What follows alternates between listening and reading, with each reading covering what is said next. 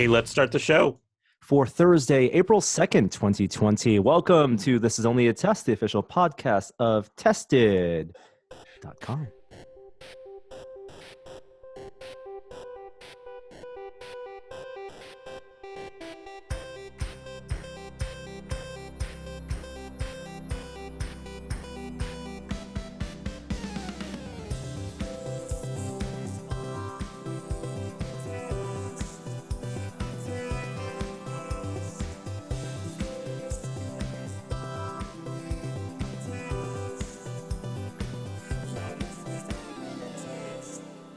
Hello and welcome to the podcast this week. Hey, 2 weeks in a row, we got everyone here. I'm here. It's Norm. Jeremy's here. Where else are we going to be, Norm? I know. I have you locked in place. And Kishore's here. Yeah, and if you're watching the video, you can watch Jeremy clean up his office while we're recording this podcast. I'm set dressing. Amazing. Really? Is that what he's doing? He's wearing a nice t-shirt too. Now that I have full HD enabled on my camera, you can see part of my desk. I wanted to look a little nicer. You know, one of the things I love about, I'm trying to find things to appreciate about being sheltered at home, but on social media, looking at various people's home studio setups. Yeah. Especially the professional correspondents, the people who are on cable news or are reporters who typically are either on location or have some type of fancy background. Like, everyone's setting their own little studio setup, and we've seen some behind the scenes pictures, and they're very much like our setup, cobbled together, you know, rat's nets of cables in the ground, maybe two LED lights. Hey, whoa. Don't cast aspersions. I did a lot of cable management work. I don't have a rat's nest of cables underneath my desk. It's for naught, because it's not appreciated. All your cable management is off camera, off screen. I appreciate your new microphone placement, Kishore. That's very professional. Yeah, staying in front or behind the mic, having the microphone in front of you, very important these days. I guess unless you're wearing wireless earbuds. I like being on this podcast because all of my work calls, everyone has like the kind of flat background, kind of professional setup. And finally, I'm on a podcast with Norm where there's toys in the background, like my background. That's important. People are like, oh, that's not a professional science background. I disagree. I think it's important to have Infinity Gauntlets in the background right now. Keep it real.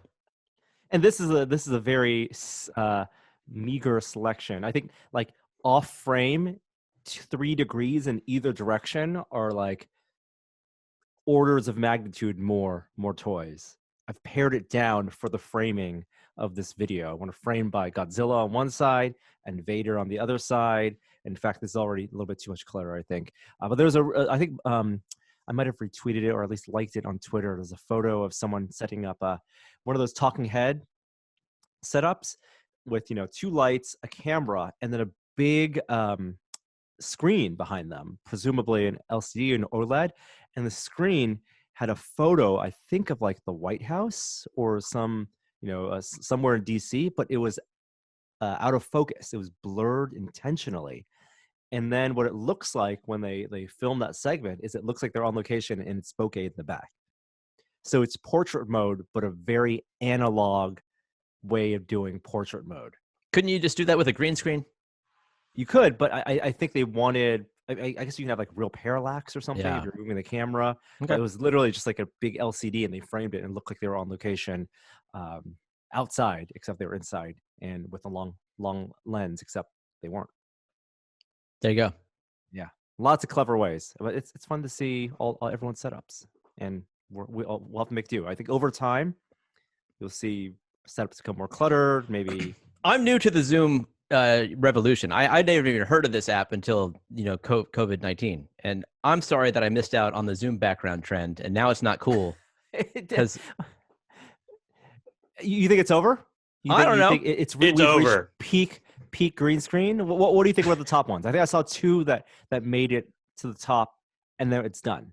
Right? There was the NASA engineer who wore Star Trek uniform, and then Zoom background. I believe it was engineering.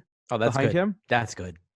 and that looked really good. Yeah. Right. And then there was one who put who memed it up and put the distracted boyfriend meme and behind him, I guess, and it was the boyfriend looking at him. And he was in the foreground, and it was the boyfriend, the girlfriend, and the distracted boyfriend turning around and looking at him. Nice. I thought the winner was screen capping somebody else on the call and then setting their background as your background, like their real life background. Zoomception. Yeah. Yeah. The twin that the viewers never knew he had, that kind of thing. I saw that. That was funny. That's good. Right. Yeah, I have all the music queued up. But Zoom, of course, and we'll talk about it a little bit in tech news, or maybe even here. Be careful, because it's been reported now that there is no end-to-end encryption. I think some people have known this for a while. The safest way to use it is probably on iOS device, where you can't tap into settings that Apple won't tap it into. I think even on Mac, it's not in the Mac App Store. It's like a thing it's double click a DMG file. And on Windows, if you're using Zoom on Windows, which I am, don't click links that you don't know where they're going to. Don't click links. Good rule. Good rule in general, right? I mean, that's something that even Jeff Bezos fell victim to. So yeah, if you don't want your information out there, presumably, with the risk of your information being out there, don't click unsolicited links. I had heard a rumor that Zoom was tracking information when you even change windows, like what application you're switching into. Do you know if that's true? I don't know, but I always assuming every application does that. I assume my web browsers do it. I assume, for a web chatting software, it's almost one of those things that you would assume that businesses would want as a feature, so they know when employees aren't having the Zoom window in the foreground, right? That they have it in the background, or they have the video chat in the background. They're not paying attention. And my assumption is in the future you're going to get like eye tracking built into this stuff, and that's going to be super scary. The camera's already on, right? You're already sending your computer vision over, or the light on your laptop, whatever is on. They all you have to do is process information, and then they can tell businesses, your employee spent 30% of the meeting time looking off screen. I know we talk about eye tracking a lot on this show. I'm going to call that bad use of eye tracking. I agree. Scary dystopian stuff. But that's just because you're not the. We live in. That's because you're not the employer, Kishore. Yeah. It's also because I pay attention 100% of the time, for sure. I can see the reflection in your glasses. It's changing. That looks like a Twitter thread to me. So I know we weren't going to ask. We were talking about not asking, but I will ask anyway. How are you guys doing? Let me think about that. I'm okay, I think. I'm all right. Yeah, all right. Supplies are okay. Have you guys gone out yet? I went to a grocery store yesterday. I'm going to talk about it in a moment of science, but it was an experience. There's still, quite, at least where we are in San Francisco, there's still a run on like some basic goods, like certain food staples, certainly toilet paper still. I was a little surprised by that. I thought we'd be kind of past that by now. It's been a couple weeks. But that was an experience. I'm actually in a really good place. I've had a very up and down week, had a couple like very low nights, but talked to some old friends this week and started the official quarantine MCU nightly rewatch last night. One a night? One a night. That's gonna get you through almost a month. If you just do the weekdays, there's going to be ups and downs with that too, but started off pretty well with Iron Man. That movie really holds up. Are you watching it with the whole family? I'm trying. Yeah. I'm getting some rebellion internally. Iron Man was before Incredible Hulk. Yes. Is that correct? Okay, but you are including Incredible Hulk. Not the Ang Lee one. No, I think that was just Norton Hulk. One. Yeah, Incredible Hulk, I think, was the Edward Norton, the one he wrote. Louis Leterrier. So yes. Let me ask you just an opinion. Include Spider-Man movies or not? Oh, 100%. That's, contractually, that's MCU. But even the first one, I don't think there's any MCU people in it. Wait, not Far From Home, Homecoming? The first, Tom Holland one. Was there any? That one's all Tony Stark. That was one where they let them have. Oh, you forget, sir. I'm That's forgetting. the one where Tony gives him the suit, takes away the suit, not the mechanical suit, but the whole boat scene where the boat gets cut in half and Iron Man has to come in. Like Robert Downey Jr. is in that for a bunch. It opens with Civil War. Opens with Peter filming his take on being in Germany and being roommates with or living next door to Jon Favreau in the hotel in Germany. Okay, Yeah. so you're saying yes, I should include it. Okay, yes, got it. Yeah. The things to question are to whether include things like Venom, which is not really MCU, but still Sony. Okay. Or things like Agents of S.H.I.E.L.D. and Inhumans, right? Things like that. Jeremy is done with this conversation. Can I tell you what I'm doing to survive? What are you doing? It's not watching Marvel movies yet. It might come to that. But did I ever tell you that we got a ping pong table? No. Yeah. This is amazing. Like when around like the beginning of March, when it was first starting to look grim, like it was going to be grim eventually. My wife had this just prescient moment of brilliance where she said, "Let's get the ping pong table," because we've been playing on our small dining room table with a little like modular net that you extend across it. So we ordered a real table, like from Amazon. Was it fold up in half? Yes. And nowadays I would feel very bad about that because the shippers are way overbooked. Like my UPS driver says he has 3 trucks, 3 people doing his route, which is crazy. Like it's out of control. But it wasn't back then, so I'm okay with it. And we got the table. We put it basically where we normally put our guests when they sleep. And we've been playing every single day, and it's awesome. Like my whole family is getting really good at ping pong, particularly my 13-year-old. And it's one form of exercise that we get. Some days it's actually the only form of exercise, but it's fantastic. It's a wonderful escape from the normal.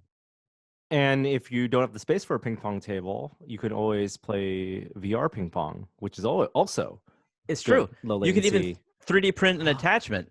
You did it! Oh, Yeah. How is it? I have not tried it, but I would like to. You put the touch controller. I don't have it here, but you put the touch controller in here, and it looks funky. But the developer of 11, the table tennis game, added official support for this, so you can 3D print your holder, put your controller in there, and play like it's supposed to have the real, as close as you can get, center balance as a real racket. Right. And you have some experience with table tennis, right? Well, as do you. I played you at Maker Faire once, and you got some game. I mean, that's just in the DNA. Yeah, I actually was in a state tournament in high school. Yeah, it only means I went to a state tournament. Anybody can do that, but I did make it through one round, so I got a little game. How much does a ping pong table go for if you wanted to buy one? Between $300 and $400. This was on wheels, and it's I like it. It's a nice table. A lot of assembly required? About 20 minutes. Pretty easy. Yeah, Okay. pretty easy. Yeah. I wouldn't recommend it now, as I said. It's a big box. It's very taxing on the UPS truck, on the FedEx truck. Well, it was delivered by a separate company, but it was on Amazon. And but yeah, if you can find one on Craigslist, you feel like you can go out safely. It's a good idea. It's I'm fantastic. not sure Craigslist is a good idea right now. You don't want to send people out? Yeah. I guess that's not an essential thing, is it? Ping pong table? No, I'm going to go no. I've lost perspective, Kishore. We play it every day, and it's fantastic for me. You should do live stream tournaments. Yeah. But yeah, that's cool. All right. Well, glad to hear you're both doing well, and I guess that means it's time to move on to, as I delay and I queue up the music. What is our thing? Where is it? I don't know if I have it. What, top story? Yeah, I don't know if I have the cue. I'm just gonna say it. Top story this week. We have a Discord now.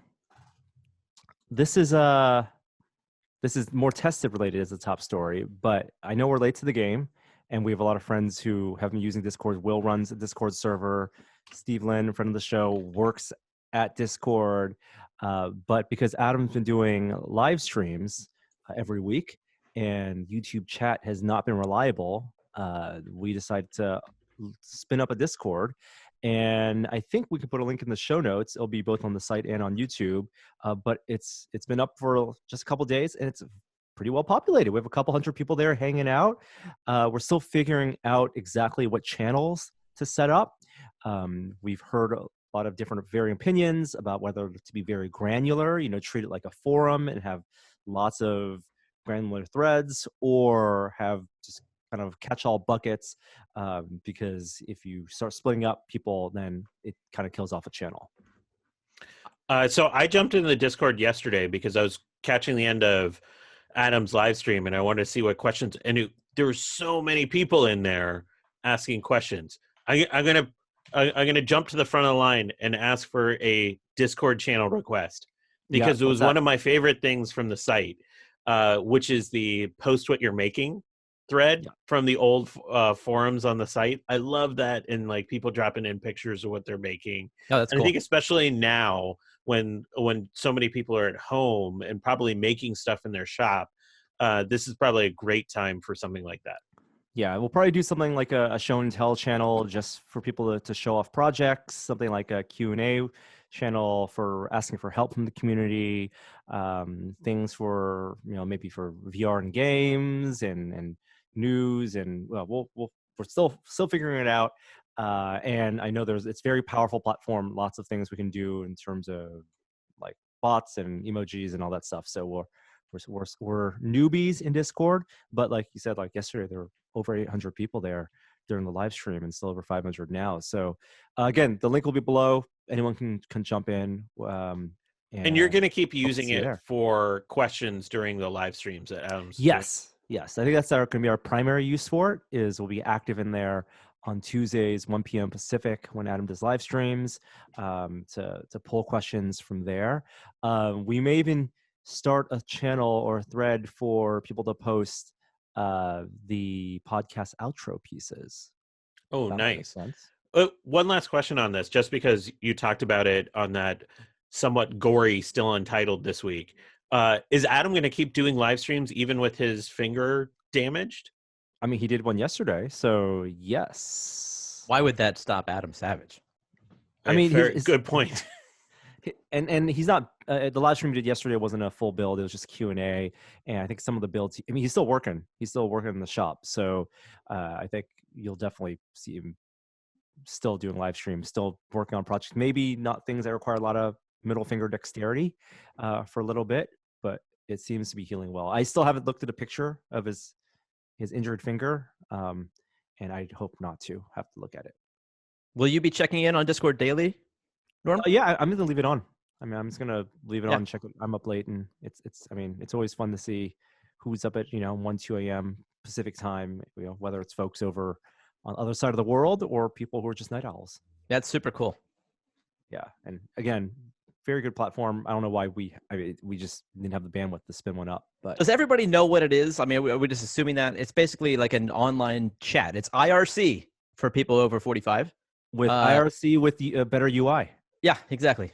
It's online chat with a log, so you can scroll back and see what people said hours or days ago. I think the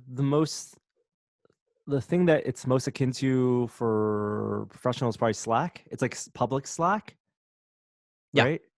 Yeah. And with additional like voice and video chat features too. That's Slack the other thing, right? Also, people have been using it to play games together. You can pop into, if you're in a big server and you pop into a specific game channel, then you can group up with people and use it as a way to form a small group and do voice chat when you're playing, Call of Duty, Battlefield, whatever the kids play. Fortnite, right? That's what they still play. I'm sure many do. Yeah. But the real piece of news I want to talk about as top story is something that's actually technology news. Jeremy, you bought a laptop last year, right? I did. I bought a Dell 15-inch laptop. Did you do that whole deep dive when you think about buying a new computer or laptop, where you look at the state of the hardware for all the specs of like mobile GPUs, mobile CPUs? I think by your standards, no. I remember asking you and Will for recommendations, and you both said the Dell 13-inch And that was actually a good recommendation because that had been updated, whereas the 15 had not. But I Right. wanted that bigger screen, and I got the 15. If I were doing it today, I'd probably get the laptop you have, which seems like a much better one. But what's the news? And if I was to buy a laptop, let's say 2 weeks from now, I would not even get the laptop I have. Okay. Because there's a big shift in laptop hardware. So as a little bit of a recap, if you think of like Apple as the analogy, because I know that's probably the easiest way to differentiate between the classes of laptops. Apple has the Air, the Pro 13, and then the Pro 16, right? And the thing between those computers, all three of those computers use a different class of Intel processor. And they're basically measured by the TDP, thermal power design, thermal design power, whatever TDP stands for. Where the MacBook Air is fanless, very low wattage. Like the newest one uses, I believe, a 7 TDP at the lowest state, up to 10 or 11. And Is then fanless accurate? I believe MacBook Air is still fanless. That's crazy. Okay. Let me double check on that. Now you have me questioning. Yeah, I wouldn't put money on that. But technically, I guess not fanless. It's It's no, okay. it has a fan. MacBook Air has a fan. Okay. But it uses a processor that was designed for fanless designs. Okay. Let's put it that way. Fair. Very low power consumption, long battery life. And the new MacBook Air, which was updated like a few weeks ago, uses Intel's latest low wattage processor, Ice Lake. It's a 10 nanometer process. And step up, which is the MacBook 13-inch, which is what you have, Jeremy, what you have, Kishore, and also what presumably is in the same processor that's used in your Dell, in the Dell 13, is the U-class processor. This is the standard best bang for your buck processor. It's 4 cores at max. Most of them sold as 2 cores. Can spin up to relatively high frequency, but it gives you long battery life, but still enough cores and enough clock speed for, productivity and some gaming. Like you could definitely game on that with the discrete GPU. On the high end, what I have on this laptop, which is the HP Omen 15, as well as what's on like the MacBook 16-inch, is on the Intel side, they're H-class processors. And these are the ones that go up to 6 or 8 cores. They are up to 45 watts TDP. Not great battery life typically, but they're really meant to be workstations that you plug in. Most of them have discrete GPUs, from NVIDIA or AMD, like a 2060 or one of those Max-Q GPUs. But you could play like real games on this. You could even do 144 hertz gaming on a laptop. You could play at easily over 1080p, high settings. You could play VR on these, like no problem. Wow.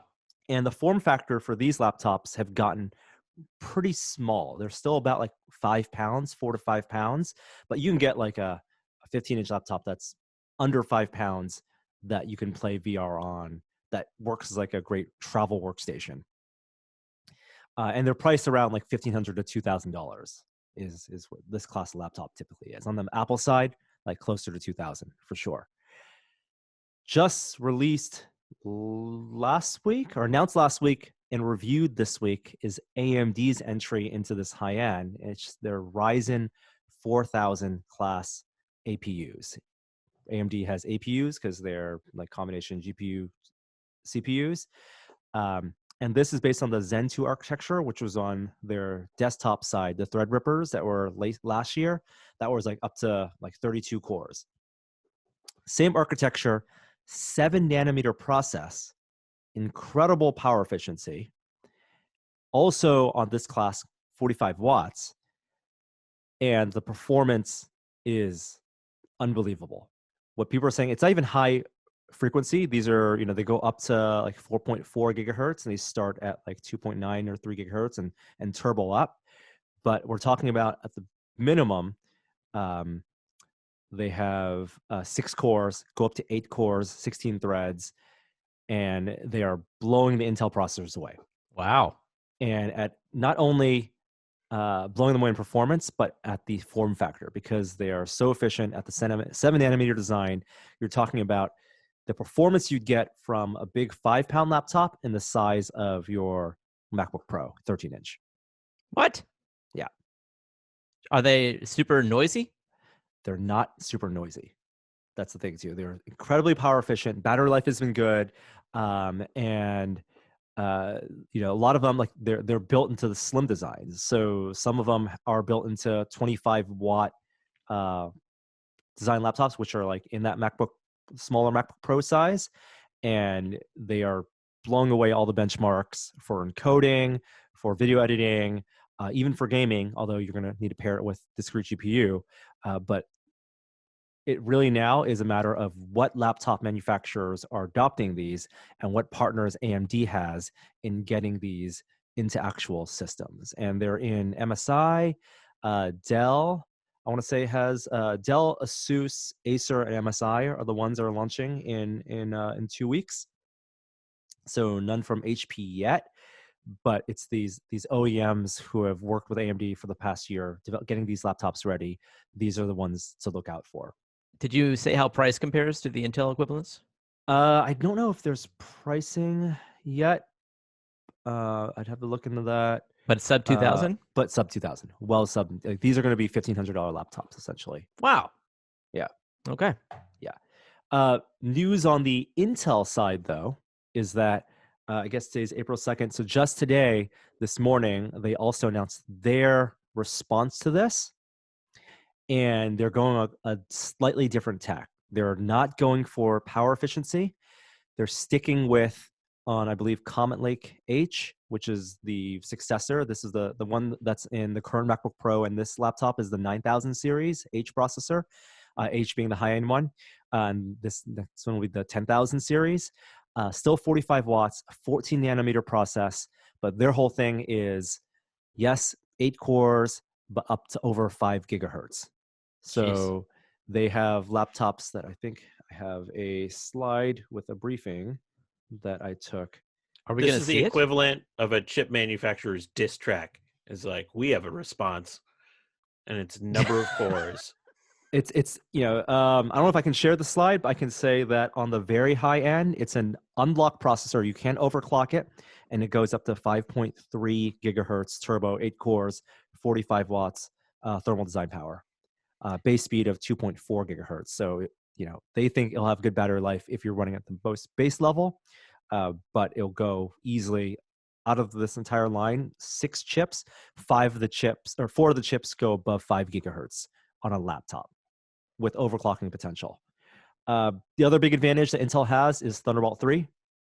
And so that's where people feel like Apple is less likely to switch over from Intel to AMD, even though a lot of people are making a lot of analysts are making the argument that Apple should consider switching over to the Ryzen 4000 line for the next generation of MacBook Pros.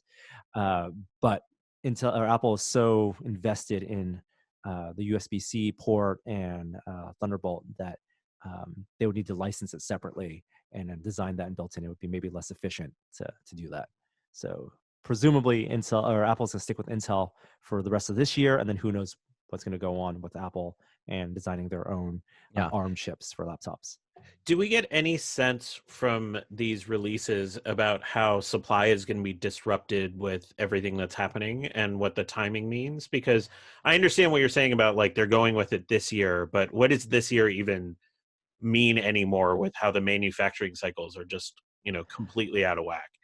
I think people have asked that, and I think that these were designed and manufactured ahead enough. And in terms of the high end, the quantities are enough that they don't expect it to be prohibitive in the supply chain.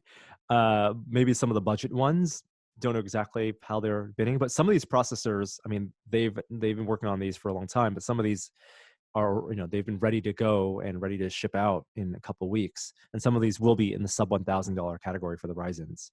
So I think it's a matter of who they've partnered with. And my assumption is that when Intel says, you'll see these chips in, 100 different configurations across X number of dozens of OEMs.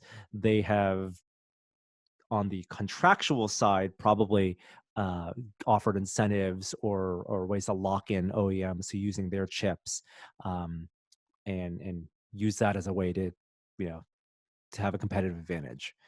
But my hope is that demand from the consumer, after seeing some of these benchmarks, will convince OEMs that it's in their best interest to really diversify and give options. And because I would love, to see Razer laptops and HP laptops, and other manufacturers take advantage of the Ryzen chips and pair those with great GPUs and give us really, really good laptop options.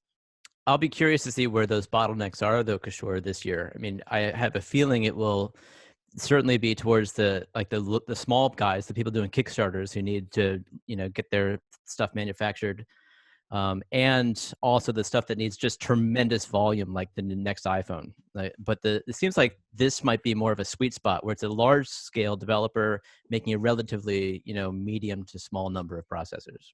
I mean, and I don't think we've gotten a handle on what demand is going to look like in what we kind of anticipate is going to be a global recession of some kind. Right. And again, this is a more niche thing. Maybe it's a little bit more proof to that this demand, because it's niche, is going to be there. But I think when it comes to the iPhone, holy cow, I think all bets are kind of off on what that's going to look like. Yeah. I don't think people at the end of this year clamoring to spend $1,000 on a new phone. That too, right? There's a lot of ways to spend $1,000 that maybe that you can improve your life in a lot of different ways, especially if you're at home. But who knows? Like, a lot of people, I'm sure, are looking to buy webcams these days, right? Like, there are lots of consumer electronics and microphones that are in industries that are booming because people are staying at home or finding more value out of different types of tech. Yeah, absolutely. Amazon was sold out of webcams as of about 2 or 3 weeks ago. There's full-on price gouging going on with webcams right now. Is there? Yeah. Yeah. They're like going for like $250-$300 oh my God. from resellers, which is awful. Yeah. Like webcams before all this were like $30 to $50. Yeah. All right, so that does it for Top Story. I want to throw some tech out there because I guess we are technically a technology podcast, but here we go with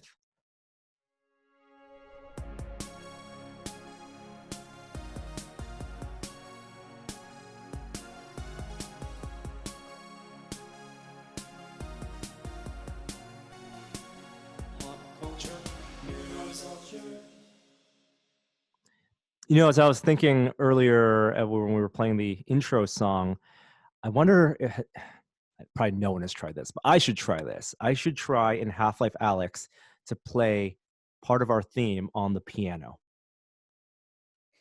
I'm going to do that maybe later today. Do you know, you've got past that part, Jeremy. Wait. You buried the lead here. You can play piano? There is a functional piano. No. I know you can play it in the game, but you can play it. Oh, I mean, I thought we've talked about this. I can play piano. I discovered that when we covered the Nintendo Labo, and we built a piano, and Norm proceeded to play chopsticks on it.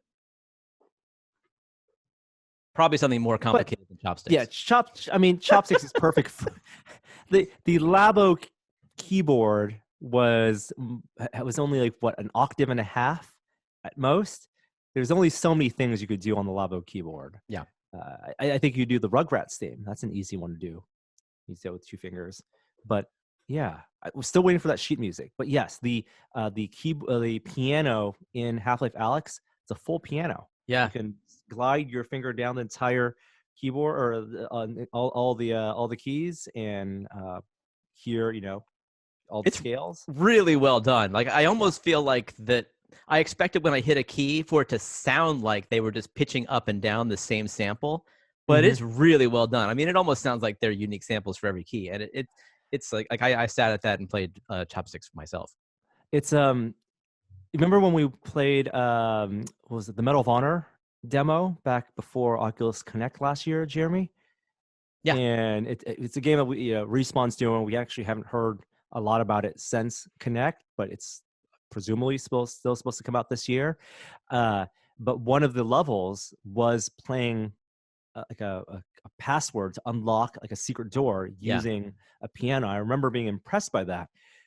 but it's gonna. I bet the engineers there are tweaking their piano algorithms now that the bar has been raised by Right. Half-Life Alyx. Yeah. It wasn't even essential to the gameplay. It was just something that people could discover and use, and that's just I'll- all the time that Valve has. I don't know. Props to the Medal of Honor team though, because making it essential to gameplay, I thought was a great idea. Yes, although I could also see it as a trade-off of being a frustrating thing too, because if people don't have the right, I guess it's an Oculus exclusive game, so you have the touch controllers, and so you can use the individual, the index fingers, Right. not the index controllers, but your actual index fingers Yeah. to play. But if you miss a key, then you have to actually read the notes and get it right. And so it's not just pressing a button or typing in a keypad, which a lot of games have done in VR for unlocking a door or something. But okay, pop culture. What's this with John Krasinski? I know he's pushed back the release of Quiet Place 2, but what's going on? I mean, have you seen the new morning show that is taking the internet by storm? It's John Krasinski's new show, Some Good News. This actually started because he, I think, just put out a tweet being like, I could use some good news right now. And so many people responded with good news that he turned it into a video segment. And the first one he released happened to coincide with the anniversary of The Office coming out. And so I guess he had his connection to Steve Carell. They did a show together a while ago and had him on, and they kind of swapped stories about the early days. But my favorite thing is, like, he highlighted a bunch of stories from that tweet thread and then actually got on Zoom with a couple people that were part of those stories. And I don't know, like, in this, maybe I'm just a little sentimental and a little susceptible to this kind of stuff, but it was awesome. I cried when I watched it. My wife cried when she watched it.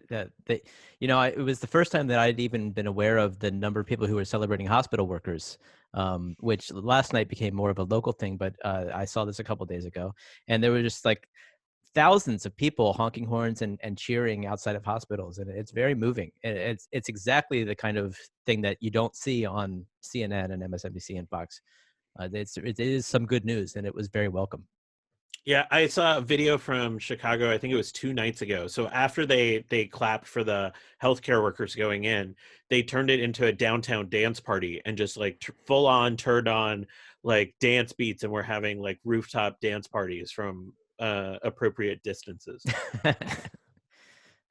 So you mean like a middle school dance, essentially, right? Everyone lying against the walls, sparse dance floor. People appropriate distance away from each other. Only the women were dancing. All the guys were up against the wall. Yeah, total middle school. Right. Yeah. Empire State Building lit up with like a siren.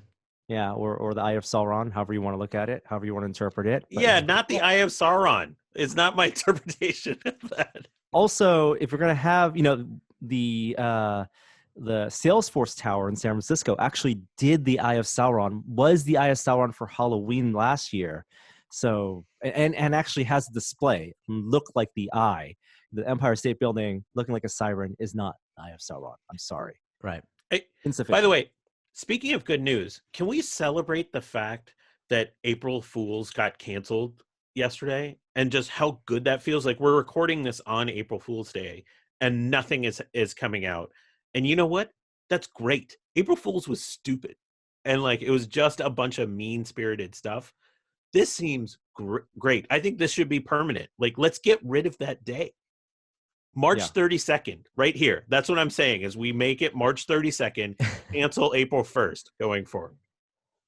I think I completely agree. I think that Google not having pranks and telling their people not doing the pranks. Yes. I think it's because people took April Fools too far and too seriously.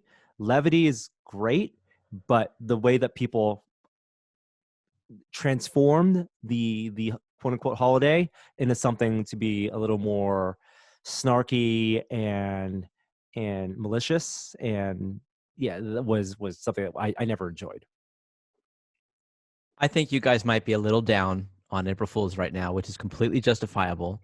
And I agree that we should not celebrate it this year. And who knows if we should celebrate it next year. But it has been, in the past, I have had a good time with it. There's a number of Think Geek products that came out of April Fool's Day, which I thoroughly enjoyed. And, there's always the occasional laugh that I've gotten from the corporate mega structures who have, made a fake product. Think Geek RIP, I think that was the best, was something I actually look forward to every year. The thing that they would do for April Fools, which was really just product testing, right? It turned out that way, bag, yeah. right? And then they could turn those into real products. And again, that's also a little bit of a cynical way to look at it, but it was a fun thing because it's these creative people and doing a twist on pop culture. I still wish I had that Tauntaun sleeping bag.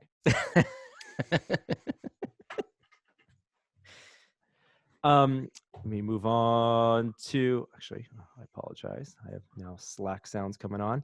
We're going to talk about some delays, some movie stuff. This was maybe the latest. I don't know if it's the last of the big delays, but Sony has pushed many of its summer releases to not only the fall, but also to next year. So a movie that we had been looking very forward to, Ghostbusters Afterlife, which was supposed to be released early July or mid-July, is now scheduled for release of March of 2021. So a whole year from now. It's kind of crazy. Yeah. As well as the midsummer release for Morbius, the Sony Marvel, again, non-MCU movie, but Marvel licensed character, just like Venom.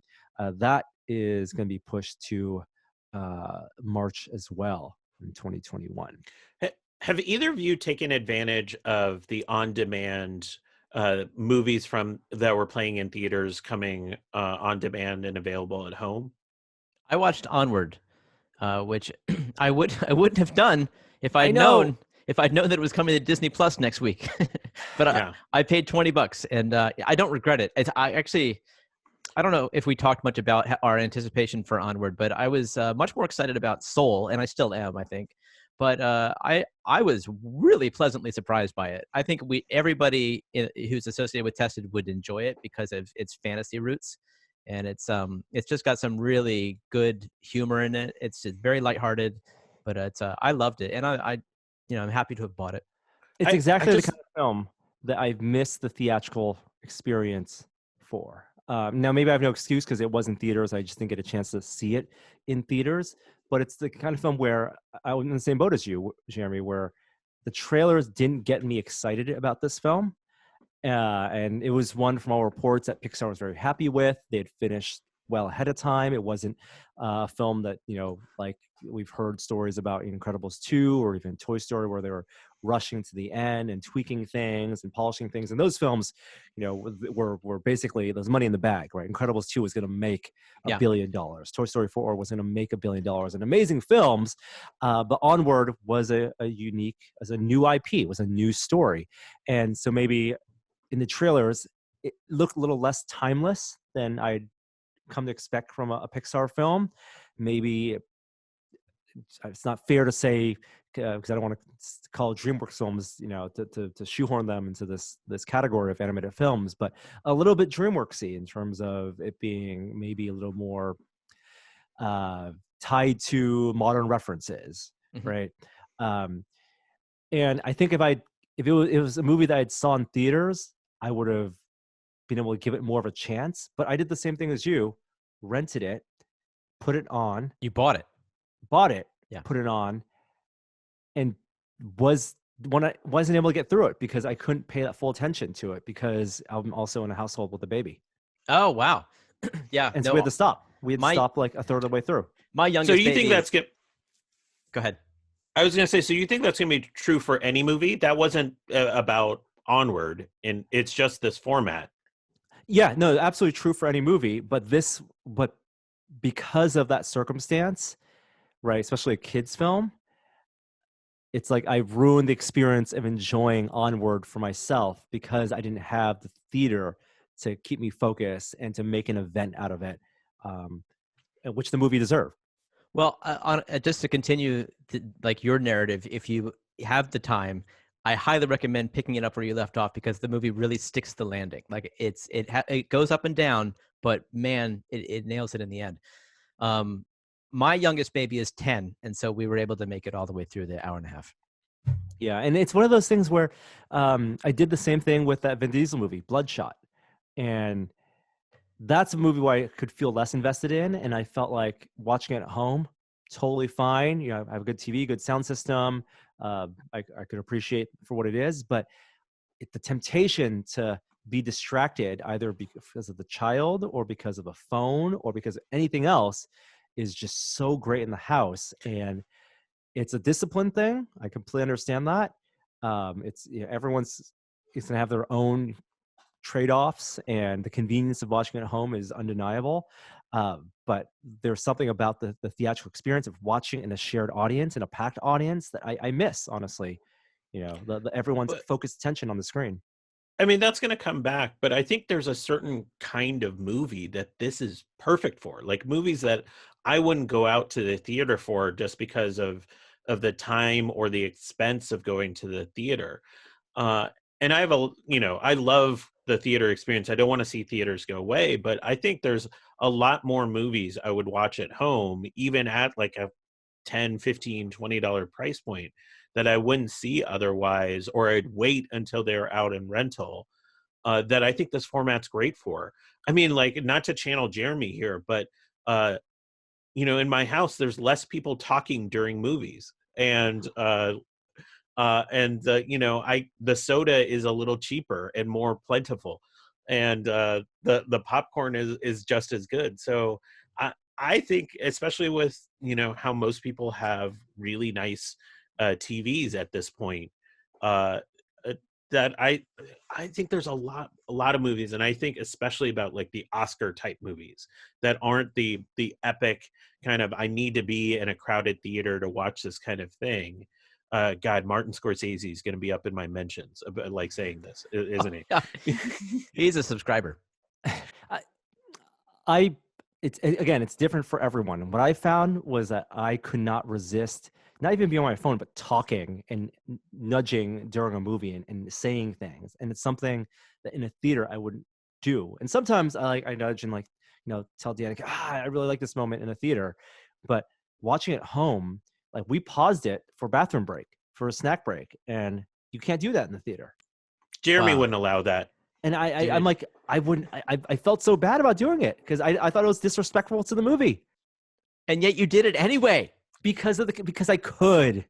I could. I've so little. I'm really in this moment realizing that I have so rarely lost respect for you, Norm. But man, I honestly, like, in my family, I am horrible. I'm a horrible person when we watch movies because they will ask a question. A child will ask a question about what happened on screen, and I will berate them. I will say, no, we are not asking questions. We are watching the movie, and we are finding out the answers to your questions. And I enforce that full on attention. And if anybody needs to get up and go to the bathroom, there's no pausing the movie. You got to respect the integrity of the film. When you guys went to theaters to watch movies, were you building like the list of things in your head you wanted to talk about after the movie, or things to tweet? Because it happens to me all the time. Like, watch a big movie, and I'm like, oh my God, I got to keep in mind, these are the things I love this moment. It was a cool reference here. That was a great piece of dialogue, whatever. I want to talk to someone about those things. I'm building this like list in my head. And so often by the end of the movie, I've forgotten like half of those things. So like the first thing I do is like jot down my notes or send a tweet and like, I want to talk about these things. Yeah. And because watching it at home, I can pause. With great power comes this amazing and awesome responsibility to shut up. I've fallen victim to like pausing and saying, ooh, I want to talk about that. What just happened on screen for 3 minutes before we resume. Yeah. And it's, again, 100% my fault, but like, maybe it's that these streaming services, if you're paying, I know they would never do this, but maybe it's a mode you can turn on. Maybe it's opt-in, where once you press start, you can't pause it. I love it. I mean, there's always VR, right? There's always big screen. If they could get first run movies, maybe that's the solution to all of these problems. Yeah. It's anti-choice and anti-consumer to do it that way, and the reason they do it is because of a licensing thing. But that restriction, I think, is part of the movie experience. Yes. Yeah. Yes. And personally, I'd be, obviously it would be a sad thing for temporarily for the whole industry, but I would be okay if we just switched to first run movies at home. Like I would, for all the reasons Kishore mentioned. I would do that. I would pay whatever the price is, and I'd watch the movies at home. And maybe there's a solution like you're saying where you can't pause it. I don't know, but I think I'd be fine with that. What about a certification? You have to like scan your room, send in your TV metadata, and like, okay, your sound system and your TV are qualified. Yeah. To do this to be a little mini theater. Yeah, they set up an eye tracking thing to count the number of eyes watching. Norm is pitching filmmaker mode, where literally somebody from the film industry sits there and watches you watch the movie. And make sure you sit through the credits too. Oh yeah, that's good. Yeah, I guess that's what end scene credits are. And you know what? That is a lot of filmmakers don't like the end scene stingers, because they think it's a gimmick and they think the film should begin and end in the merits of its of the runtime and not have to rely on this whole shared universe thing. It's all about getting people to watch the credits. Well, it's not, but it is also, right? The intention isn't to do that, because you've seen studios now put the mid-credit scene in, and the mid-credit scene just lets you watch all the top billing actors, and first assistant director gets nothing, right? Not even a special treatment for the title. Then it's just the scrolling text. But one of the externalities of it is that it's forced people to stick through the credits.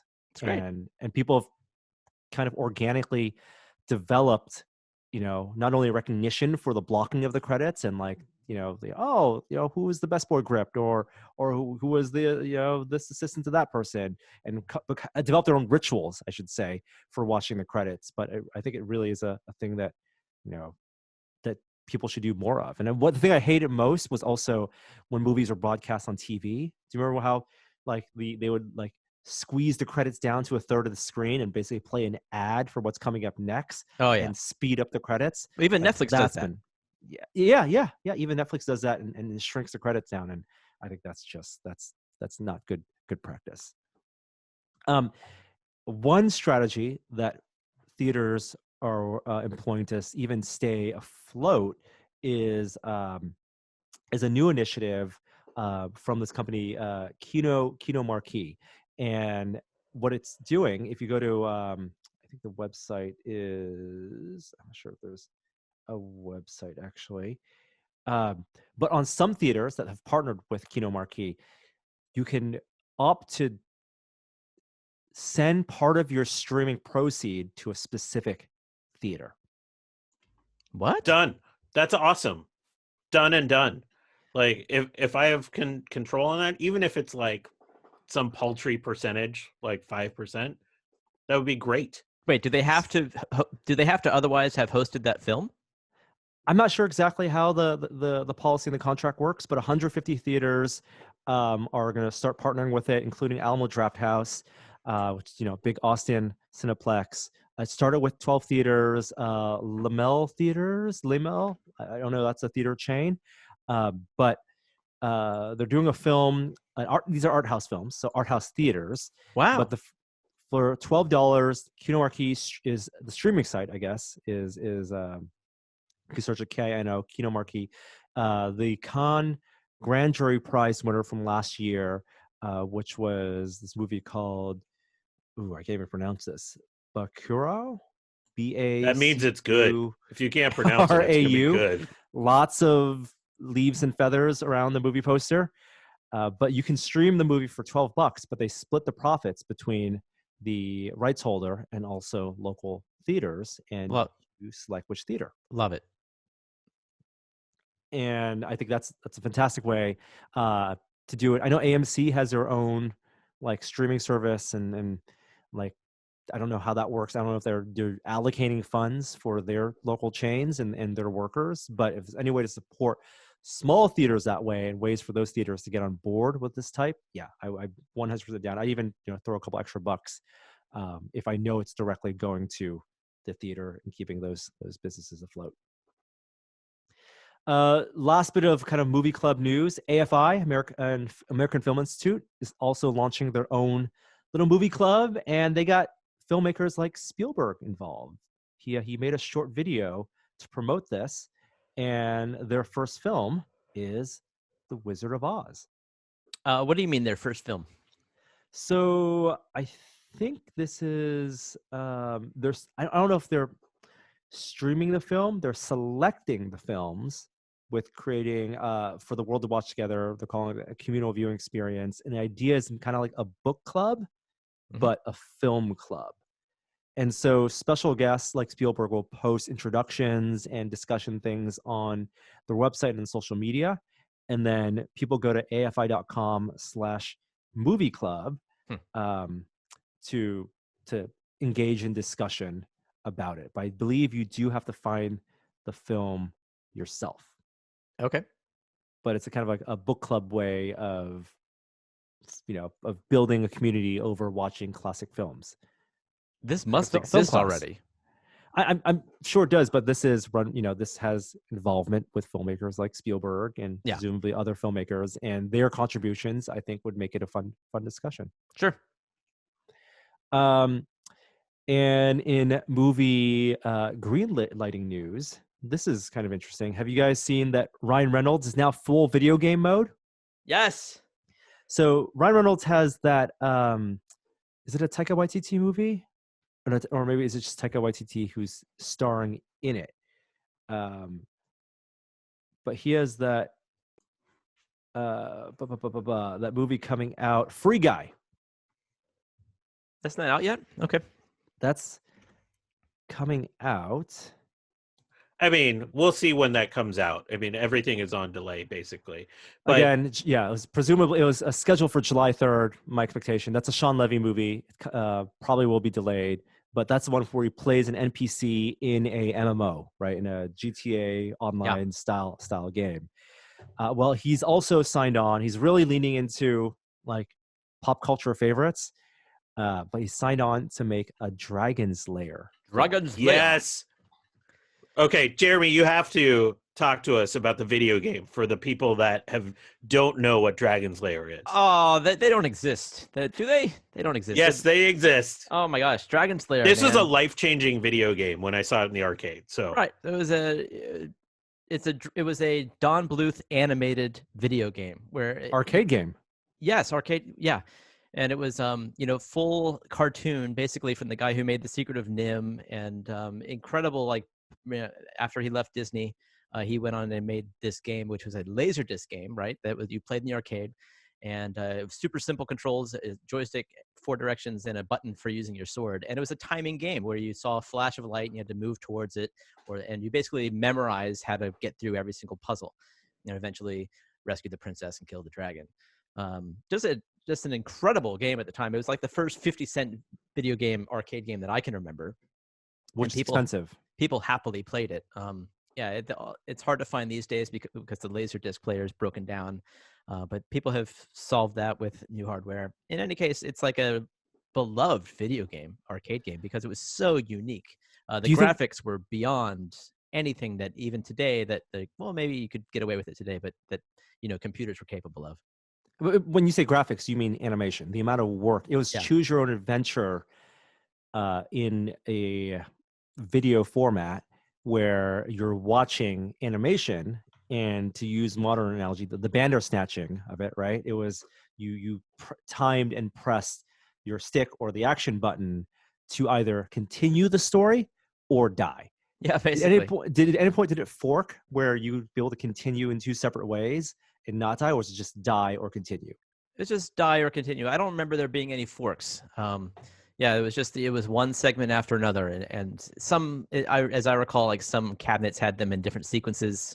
So you'd memorize the game. Anybody who knows the game can get through it in a single life now. It's a memorization game.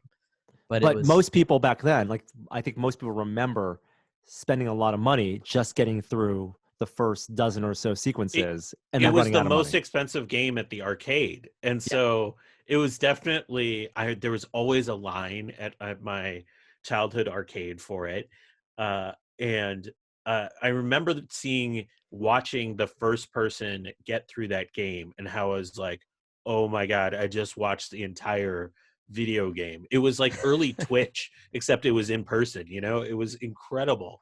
It's been ported to everything. Like I'd be Yeah. surprised if people haven't had the opportunity to play it before. It's incredible. I mean, the gameplay itself is antiquated, but it was at the time absolutely marvelous to see. I mean, you could watch a whole Perfect casting. playthrough on YouTube, I'm sure. Yeah. and the playthrough in terms of animation time, it's like 10 minutes. Like it's 10 minutes Really? of actual game time. I mean, it's a lot of animation because they have the animate all death sequences too. Yeah. Oh no, you're like shattering my memories just of this game felt where I was like it was so hours. long. Because they were very short sequences. Like you would enter a room and see a dragon or something, and then you'd have to dodge or die. And if you didn't dodge, you died. I remember seeing it for the first time in 1983 when it came out, and I was at an arcade while I was visiting my grandmother in the mountains, North Carolina, and I remember the arcade operator walked up to it and like fixed it and put some credits into it, so I didn't have to pay. And I played like 2 games, and this voice behind me said, "He didn't put all those credits in there just for you." Like one of my only memories from being 9. But it was, yeah. And so was it some creepy old guy behind you, or is it another kid at least? It was probably a kid who was like 12, right? But then I remember also Ricky Schroeder had one on silver spoons. He had one in like his dad's room. And I was very envious. The hero of the game, Dirk Daring. Dirk the Daring, yeah. And that is who presumably Ryan Reynolds will play in the live action adaptation of the game. And Don Bluth is a producer on this. The question is, if it's live action, will they incorporate Don Bluth animation into it? Like it kind of a Who Framed Roger Rabbit style, some mixed live action. I think that'd be cool. And would they have a choose your own adventure type of storyline?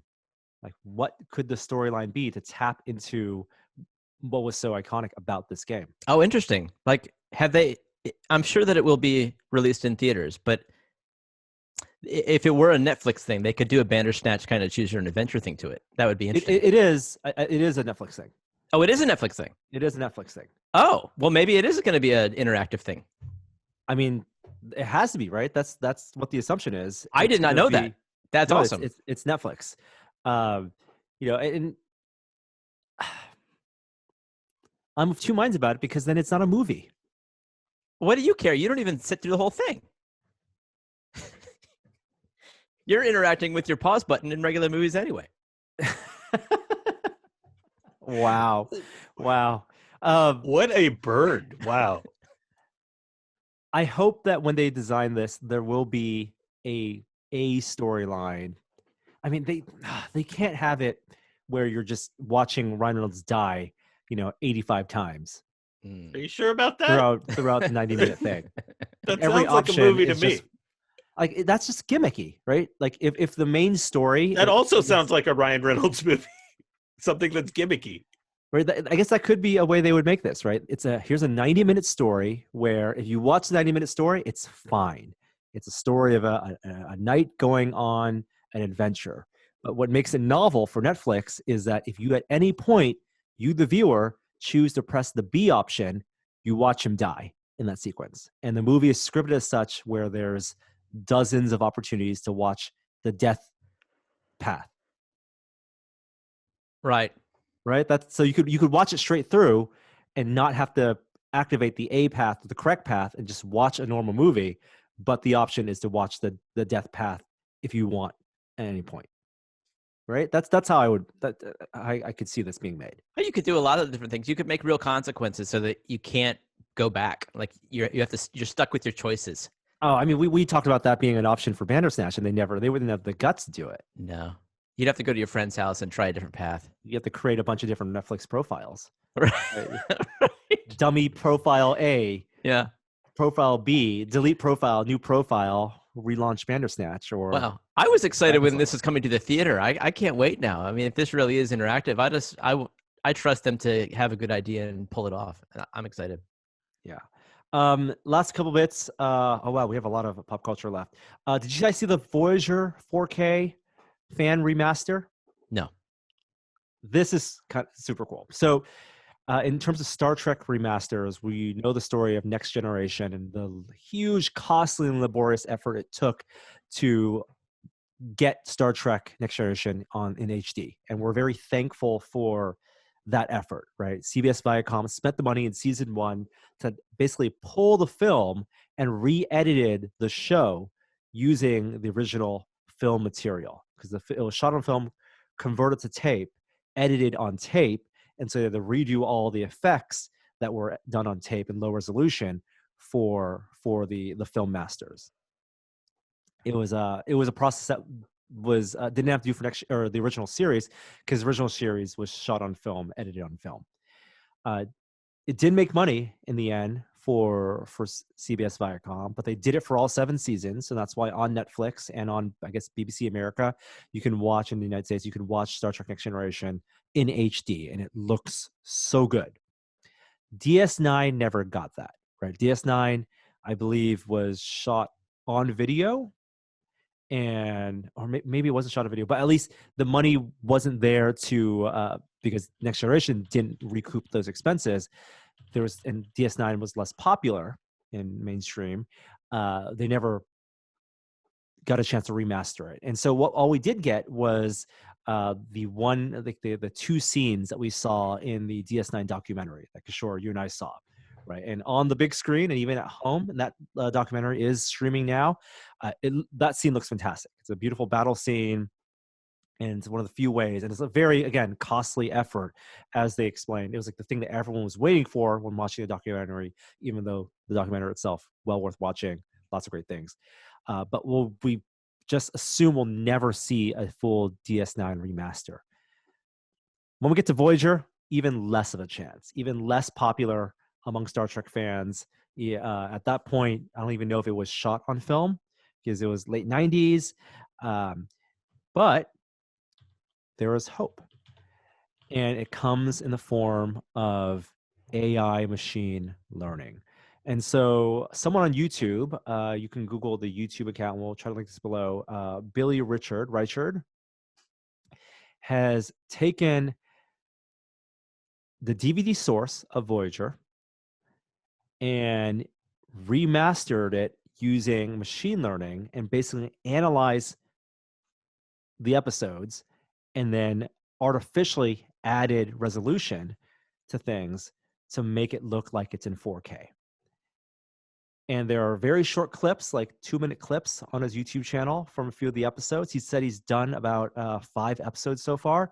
And the biggest issue isn't the compute time. It's actually the audio syncing, because apparently Voyager was mastered or released in DVD at a variable frame rate. And so the audio is off sync, and that has to be manually matched up. I don't know exactly how that works, but the results look really good. And you guys should watch this. Yeah, I'm checking it out now. It's phenomenal. There's some telltale signs of machine learned mastering, like around the eyes. You can kind of tell there's some fuzziness, and some of the spaceship stuff is not good at all, because the machine learning just isn't good at recognizing that kind of detail that's supposed to be in explosions, and detail supposed to be in like the actual physical or even low-res CG models. But for people, when you're talking about adding details in hair, hand, fabric of clothing, of the uniforms, even the set environments, it's not bad. No, I mean, I would watch especially the whole series like this. considering that this is done by a fan. Is that right? Yep. Yeah. Yeah. And with today's technology, this is clearly something that's going to be possible in the near future, but on a large scale. Yeah. It's something that under scrutiny, you can tell it's almost like there's some processing that you get, some edge enhancement kind of processing you get on TVs or on streaming things that TVs and streaming services have done to compensate for low bitrate streaming. Yeah. But if you're just watching 40 minutes of an episode, this is much more enjoyable experience from even this 2-minute clip than watching the 480, DVD rip. And I don't think anybody will care except for the audiophile equivalent. It's like MP3s proved that people prefer convenience to quality. Yeah. So this gives us hope that it may not be out today, but hopefully someone over at Paramount CBS takes a look at this and makes the case that they could develop a workflow to take what they have internally as their video masters, run it through some AI, take a look at the results, and maybe put that out. Wow. I pay for that. I pay to stream that. More TV stuff. This may be only relevant to Kishore, you and me, but have you seen that the NBA is in lieu of NBA games, they're having players play NBA 2K? Yes, I saw that announcement. I am all for pro athletes getting on Twitch and streaming their video games. So a lot of pro athletes are noted video game hogs. Yeah. And not just like active players, but some of them are pretty darn good too. Not like pro level, but so I'm all for seeing them play. And frankly, I don't need it to be NBA 2K. Just anything would be awesome. The NBA 2K just adds a level of hilarity here, but like, man, give me pro athletes playing Stream Night and listening to them, chirp each other on stream. That's the thing. First of all, this is not just Twitch. This is ESPN. Like last week, we loosely mentioned it, but Fox Sports is doing the iRacing. So they're having real NASCAR drivers participate in simulated virtual racing. And I think they have actual, there's enough technology with the screens, with the haptic feedback on the steering. It's not going to be obviously the same as being in a NASCAR, right? Driving your donuts, but turning left. But you will get some sense of the endurance and some of the, because the simulation is good enough on these games. Have you followed that at all? Competition. I'm curious to know if the results are similar to what we've seen in real life. Well, I bet that the results are that the people who do the iRacing, not full time, but as a dedicated hobby, are probably better than the NASCAR drivers because they know the nuances of the software, right? And the drivers probably are overcompensating because they're factoring in all the things that they wouldn't have to factor in this simulation that they do when they're driving a real car, right? But it's fun that they're still taking that muscle memory, and not only the muscle memory, but the institutional memory of endurance, of the of the hardware, of their of the sport, and then embracing the digital representation of it. And that's where I think the NBA stuff could be useful. Obviously, playing basketball on a court is completely different than playing it physically than holding a gamepad, right? But here it's ESPN. It's players, like Kishore said, who are fans of and are good at the video game version. And what I'm here for isn't the back and forth, sniping at each other. It's the strategy, the kind of breakdown that they have. Like some of the best things to watch are NBA players and veterans do analysis on play-by-play. And if they're able to do that while playing a video game and give you insight into, their actual moment-to-moment decision-making, the game sense they have when they're on the basketball court, that could be really fun to watch. They're not doing anything else. Just try it. It'll be bad probably right out the gate, but they'll get better at it. Like you just got to put in reps. Yeah. And then last two bits of pop culture. Heads up, if you are still in the market to buy Lego and toys, Lego just announced a Fast and Furious tie-in. This it's not an April Fool's joke. It is the official Lego Technic Fast and Furious Dodge Charger.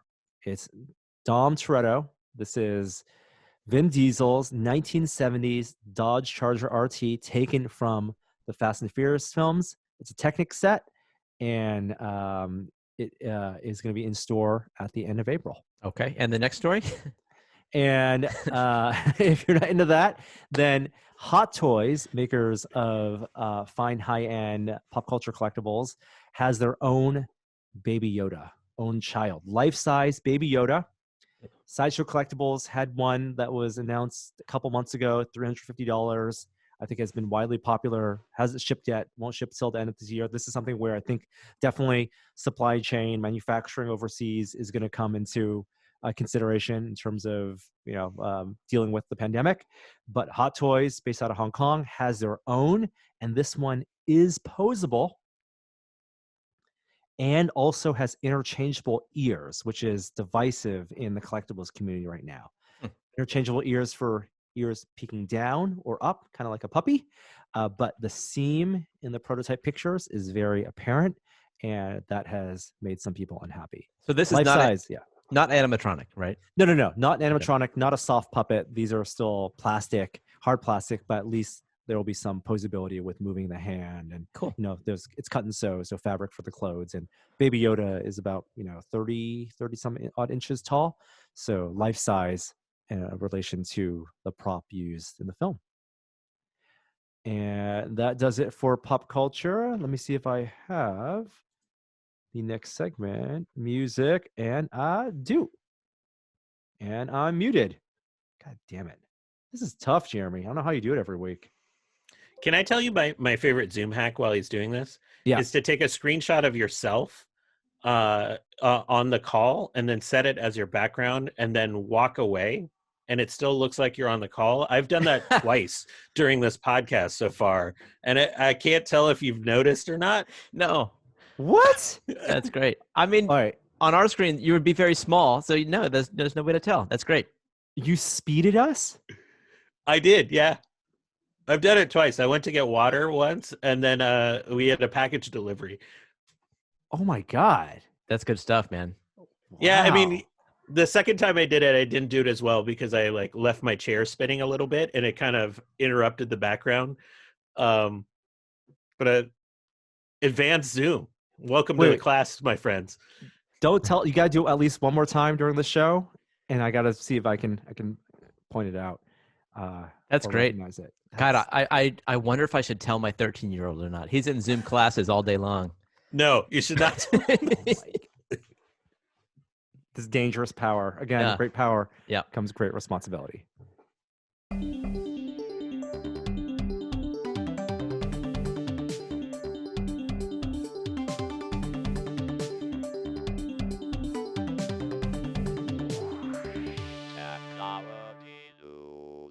Hey, go ahead. We didn't mention one piece of pop culture news, which is OXM magazine has shut down. I guess you have that in tech news. I just noticed. Yeah.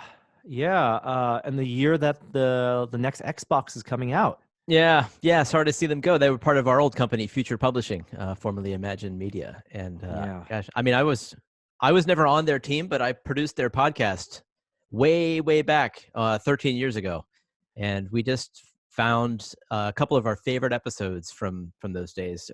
Ryan McCaffrey and Dan Amrich, who are still in the games industry. Ryan's at IGN, and Dan's at Ubisoft, I believe. And right? No, he's on the rock. He's on the guitar Rocksmith. Yeah, Rocksmith. Yeah, team.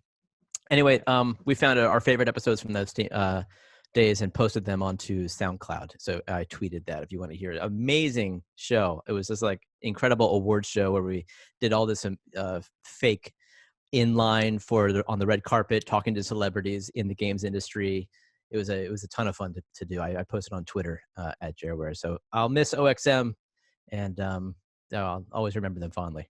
I mean, I'm sad about it, but I mean, to be honest, I hadn't picked up or read one of those magazines in quite a long time, especially since they moved the publishing staff over to the UK version, and so I didn't feel that same connection as the US. And then the end of the era for me really was when Nintendo Power shut down. Right, that was the one that I grew up with as a kid, and then saw revived, and then probably has more relevance today than ever, with the Switch being so popular, and obviously everyone talking about Animal Crossing, but yeah, it's still sad to see it go. And good that you archived all that stuff. Oh, I didn't. It was on archive.org. So, thank goodness I was able to find it.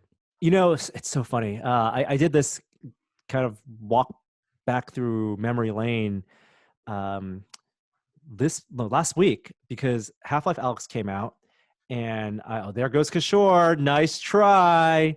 Oh, I didn't try it that time. He walked away. But Half-Life Alyx came out, and I was just inundated with Half-Life nostalgia, right? And one of the best things you can do if you're after, like, once you're done with Alex, and I know we'll talk about this, Jeremy, I felt withdrawal from it because it was so anticipated, not just that 13-year gap between waiting for the game, but also since the announcement. And we'd been so involved with covering it and been looking forward to it being a culmination of not only, the latest chapter in Half-Life, but for this next big chapter for VR, that after publishing the review, and I've gone back and played levels again and gone back on a regular basis as people are discovering new things to do in the game, I just wanted more Half-Life. It felt like I wanted to go back, take a time machine back to 2006, 2007. And so one of the best ways you can do that is NoClip has a documentary they put out over a year ago about the Half-Life franchise. And they did this. This is Daniel Dwyer's YouTube channel, and they make wonderful video game documentaries. But this is like a almost 2-hour-long documentary where they did a road trip across America and visiting. They weren't able to go to Valve because Valve didn't want to speak about Half-Life at that time, understandably, 2 years ago, because they were working on Alex, right? But they visited they visited Gearbox, right? So Randy Pitchford, who did the Opposing Force expansion pack, and also did some work on the Counter-Strike port, as well as Santa Monica Studios for Sony, the God of War folks, because a lot of influential game developers and people from the modding community, people from the esports world, about what it was like back in '98 when Half-Life came out, and then from that to the modding world, because it was Half-Life that gave birth to esports as we know it, right? Counter-Strike, Day of Defeat, right? Team Fortress 2, all that stuff, to the release of Half-Life 2 and all the hacking that went around that. Because Jeremy, you remember you were in the games industry at the time, right, with Half-Life 2 when that came out? Of course. Yeah. I mean, I started as a gamer right after the original Half-Life came out. But to say they started esports, I think that's a little generous. I mean, certainly Quake was doing death matches long before.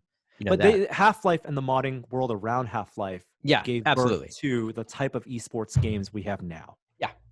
Right. Quake was not designed for esports. Counter-Strike made esports work. And that was all because when Half-Life 1 shipped, they included like the level editor. Like Worldcraft was part of it, and everyone could access the assets and make their own levels. But anyway, it's a really great documentary. It's really funny because Jeff Keighley is interviewed there, and he has famously done the final hours of Half-Life 2. He's working on final hours of Half-Life Alyx. But they interview him and ask him about what does he think is going to happen next with Half-Life. Yeah. And stone cold poker face. He goes, who knows? Maybe they're done with Half-Life, but it's very clear watching in retrospect that he is at least aware of Half-Life Alyx development. But I was going back and thinking about all the times that we've covered Half-Life, because I reviewed Orange Box for PC Gamer, and Day of Defeat and Counter-Strike Source, and I didn't have any of those issues, the magazines, and none of that stuff is well archived anywhere. There are a bunch of repositories you can find online of people who've scanned magazines, but it's like it's not anywhere. I'd like dig up old hard drives with my like Quark files and PDFs of those issues that I have to look at some of the things I wrote back then. About certainly all of the reviews, most of the reviews, at least until the mid 2000s, are archived on archive.org. You just have to know how to find it. For OXM? Oh no, I'm thinking for PC Gamer. Oh really? Yeah. We used to host the PC Gamer reviews database on the website, and it's still on archive.org. You just have to figure it out. That was my first job, was updating that database. Well, your work exists still, thanks to the hard work. Terrible CMS, and literally opening Quark Express files, copying, pasting text. Yuck. From those files, and then typing in a score and uploading it into a FileMaker Pro database file. Unfortunately, the whole magazines aren't. And sometimes seeing the advertisements is more of a time capsule than the reviews themselves. Yeah, the actual page-turn experience of when they decided to put an ad in the middle of a feature, and all the things that all the funny personality-based things that were littered throughout the magazine, and the design work. It's actually a lot of design work that the art directors put into laying out every issue, which is just cut and paste. It was a lot of good design. Anyway, tying into nostalgia with that era of video gaming and PC gaming, Jedi Academy was released for PS4 and for Nintendo Switch. Now, do you remember this? Star Wars, Jedi Knight, Jedi Academy. Right. So this is the sequel to Jedi Outcast. Yes, which was Jedi Knight 2, which was Right. Star Wars Dark Forces 2, the Dark Forces Jedi Knight sequel, Jedi Outcast. Phew. Yes, Jedi Academy was made by the same team that made Outcast, and it was Raven Software. Raven, yeah, that's right. And still well regarded as having some of the best multiplayer lightsaber battles that you could have on PCs at the time. And that multiplayer has made it over to the port on PS4 and on Switch. And the funny thing is, the back end for the multiplayer is essentially PC server hardware.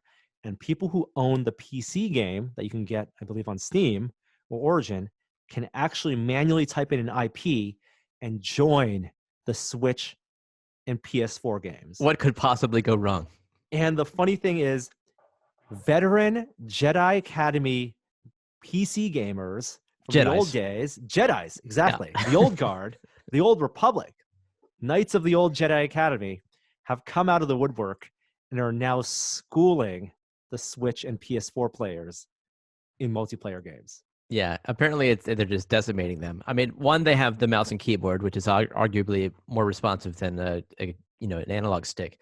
But they also have mastered the game. And I actually never got into this game, but I understand that it was a nuanced game. Like the mechanics of combat were pretty, there was a steep learning curve to them. So it's not like the Switch owners are picking it up and getting good at it right away. So it took years of mastery on top of these more accurate controls. It's not a fair thing. And apparently the developer of the port, Aspire, they've said they're going to fix this somehow, some way. Either, I mean, you don't want them to turn off crossplay, but maybe they'll have to silo the console players against the PC players. Yeah. But I think that was hilarious. And again, like these classic games coming out on consoles or modern day mobile hardware is pretty neat. Yes. We'll get through some of these quickly. Apple has bought Dark Sky. So it's a very popular weather app, very hyper local in terms of if you have either of you use Dark Sky? What is it? I have used it. I wonder if it means this purchase means that Dark Sky will no longer be available on Android or not. That is exactly what it means. The API for Dark Sky is closing at the end of 2021. So the Android app will exist for another year and a half, but Apple, it will be iOS exclusive, essentially. What's so good about it? It's just localized. So like, especially, where we live here, where the climate where I live versus where Jeremy lives can be, 10-degree difference in temperature, even though we live like a mile apart. It gives you that kind of microclimate information. And then I think it pulls in data from weather stations people have set up across the city instead of just like one kind of big predictive net. Yeah, and if weather app and also some of the other default applications on iOS are not done in-house. The apps are made, but the data is pulled from sources like Yahoo, right? And right now, I think iOS 8, since iOS 8, Weather had used Weather Channel data. And now with the purchase of Dark Sky, they're going to be able to use the existing relationships this developer has built with local channels and local stations to pull data from. But a lot of different third-party apps had tapped into that API as well, and they just won't be able to. So basically, they bought not only technology, but they bought the relationships to get that data and the existing data sets that they've stored. Okay. On the Mac side as well, this is kind of interesting. Dropbox. You guys use Dropbox on Mac? I have it. I actually didn't know about this limitation though. But previously, Dropbox would not allow you to sync your desktop folder. You could only sync a specific Dropbox folder. Yeah. And the new version of Dropbox Beta for Mac, if you can find it, allows for syncing of desktop documents and downloads. I wonder, did they hack this in and is Apple going to shut it down or did they get permission to do it? My guess is that Apple's going to shut it down. Is that Apple has always seen, well, it depends on the power dynamics here, because there's been that long story of Apple wanting to buy Dropbox in the very early days. Steve Jobs told the founders, you guys aren't a product, you guys are a feature. And they refused to sell, and now Dropbox is hugely successful and has a big, multi-billion-dollar business doing what it does really well.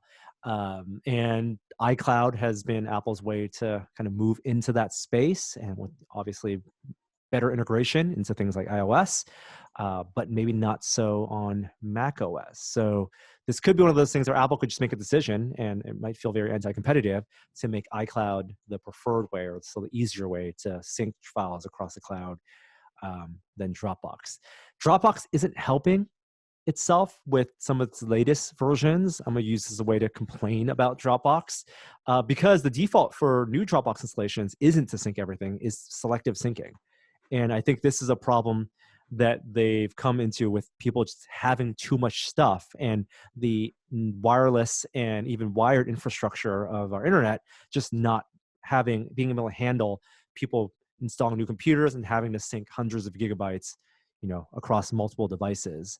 And it does clog up. If you're buying a laptop, and most laptops come with half a terabyte of storage, or a terabyte, as a base SKU, people have hundreds of gigs in their Dropbox if they're paying for a personal annual account, and it feels unnecessary for a lot of people, but I still prefer it that way. But that is their revenue model. Like they give you 2 gigabytes for free in the hopes that you will run out. It's just like Slack's revenue model where you basically get like 2 weeks of backlog for free. And if you want to search for your old conversations, you have to pay. I think that what they're finding is that people are even the minimum. They should either raise the minimum and start you off with like 100 gigs or something, but that people are finding that even more not sufficient, and then they're switching to alternatives like OneDrive or iCloud or Google Drive or other ways to sync, because those companies also have a lot of server options, storage and cloud storage options. And the way, by having selective sync be a default, then it'll feel like you can make more out of a free Dropbox account.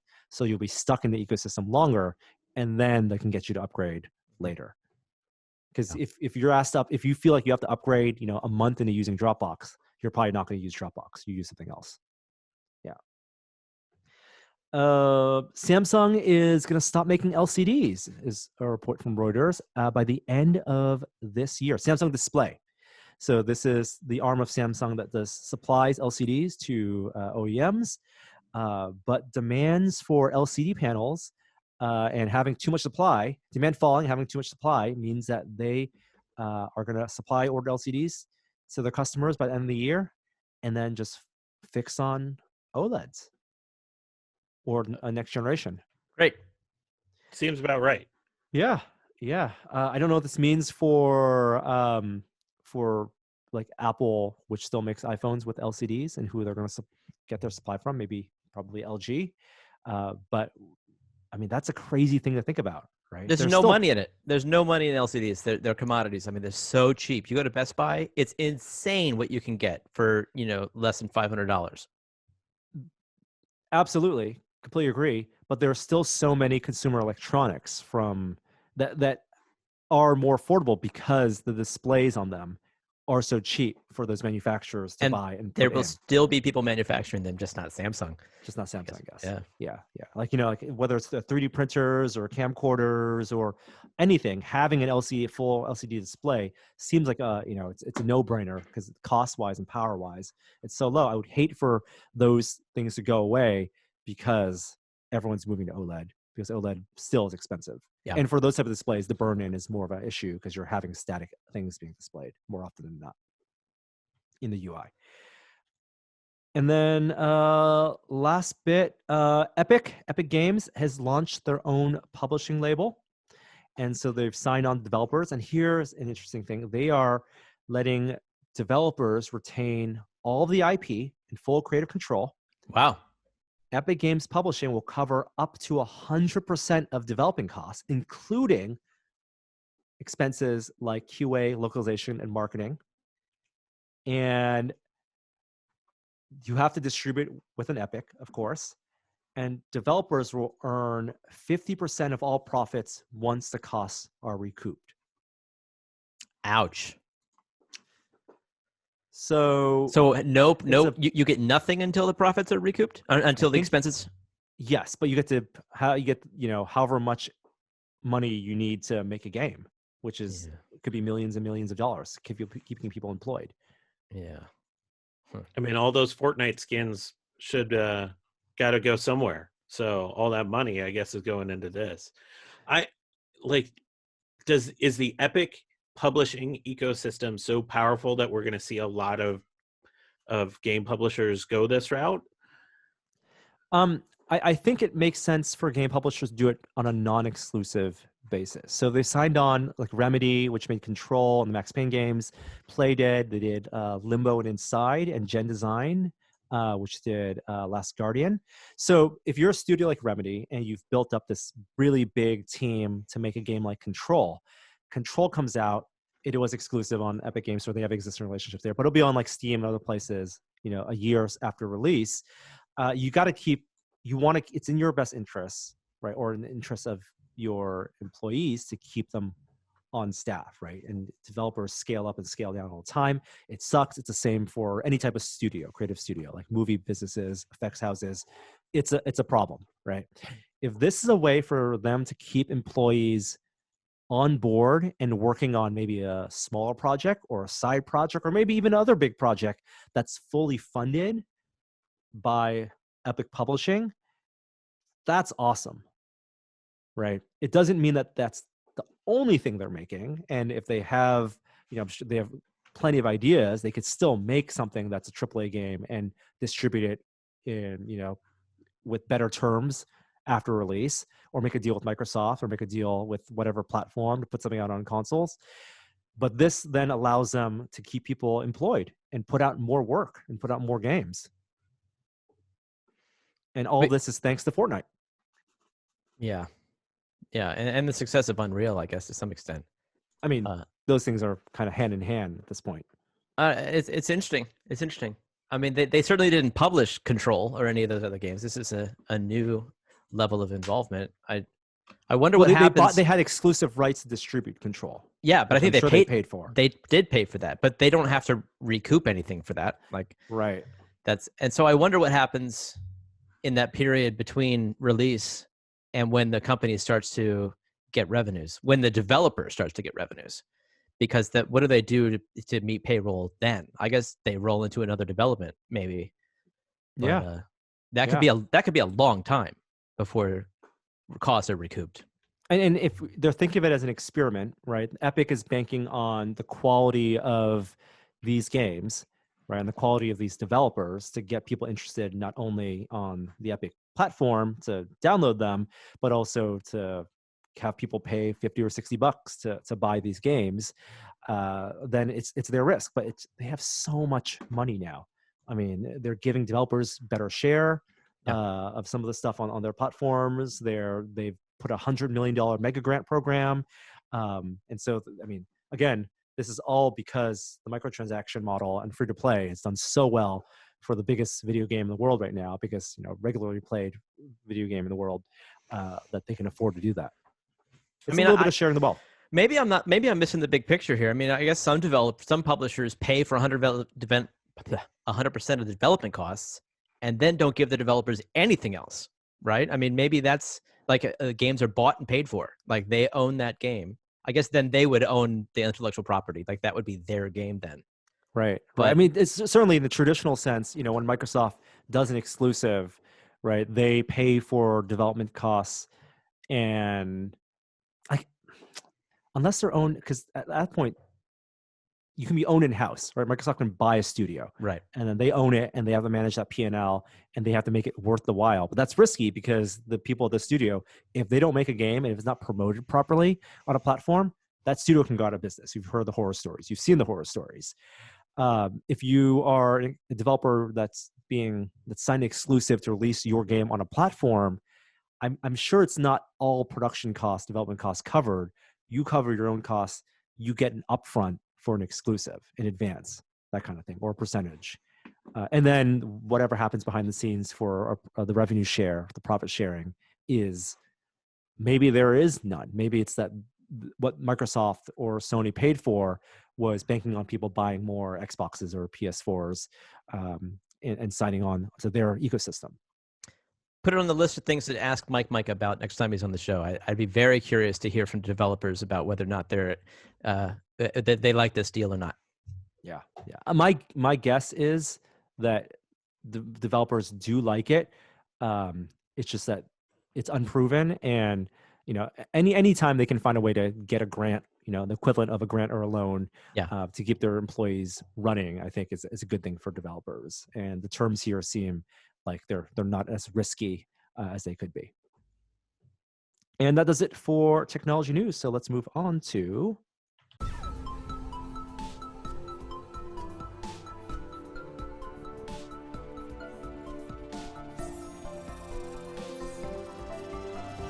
now it's time for a moment of science. So I just want to say off the top, we're obviously going to talk about coronavirus and COVID, but in this going forward, I'm probably not going to cover the TikTok of what's going on because we're going to be in this for the long haul, and covering the TikTok is not particularly useful unless there's some real meaningful advance in knowledge at this point. And I'll get to why in a little bit, but I want to say I think people kind of know what's going on, and I'll try to recap stuff that's important, but I think people are aware of the problem, kind of understand where we're at, and so constantly repeating that same information probably isn't helpful. And going over like the new number of cases, the new number of deaths, you can get that from other sources. So I just want to say off the top, a couple bits of information for around screeners, because I got some questions about that. There are a bunch of screening tools, like Microsoft partnered with the CDC for one. Verily, Alphabet company has one. But when I think one of the simplest ones that's out there is Apple has a screener that they partnered with the CDC with. It's a simple web form. If you feel like you're having symptoms that might be associated to COVID-19, it asks you a series of questions that are powered by some intelligence on the back end, and gives you like really vetted advice on what to do based on your situation. I'll put a link in the YouTube and on the site. I think it's a good resource for those that are kind of still in that moment of like what to do if I'm starting to develop a fever, or if I don't know what to do. I think it gave me a lot of calm when I wake up anxious every night with like the slightest tickle in my throat being like, oh, I have it now. I'm glad I'm not the only one. No. And then one last thing before I talk about something a little different this week. There are a lot of people working on models for projecting potential deaths and outbreaks and what's going to happen in this state, what's going to happen in this country. And a lot of people that are epidemiologists do that. And then there's a lot of people that are not epidemiologists to do that. And there's a lot of question on like why you shouldn't do this. So I put this as my Zoom background just now. This is a graph from 538, and I'll try to link to it, that shows all of the variables that have to go into deciding how to make a model. And like some of your inputs are like availability of treatments, infectiousness of the disease, some of the public health measures, like the control rates, like the mechanisms for isolation, the location, some of the basic science, like the genetics. All in all, like I just put this on the screen behind me just to remind people that models are super, super complicated. And there is not a way to model this outbreak in Excel or Google Sheets that is going to be meaningful. And so there's a reason a lot of groups that were used to putting together models like 538 probably aren't going to be, because they're not really going to be predictive in a dynamic environment. All right. I want to talk about mental health and coronavirus this week, which is a little bit different. And then I frankly think it's something that we're not paying attention to enough, because we have to understand that this disease is really nefarious in a couple ways. One, it's really invisible compared to other diseases that have hit in our lifetime or other disasters in our lifetime.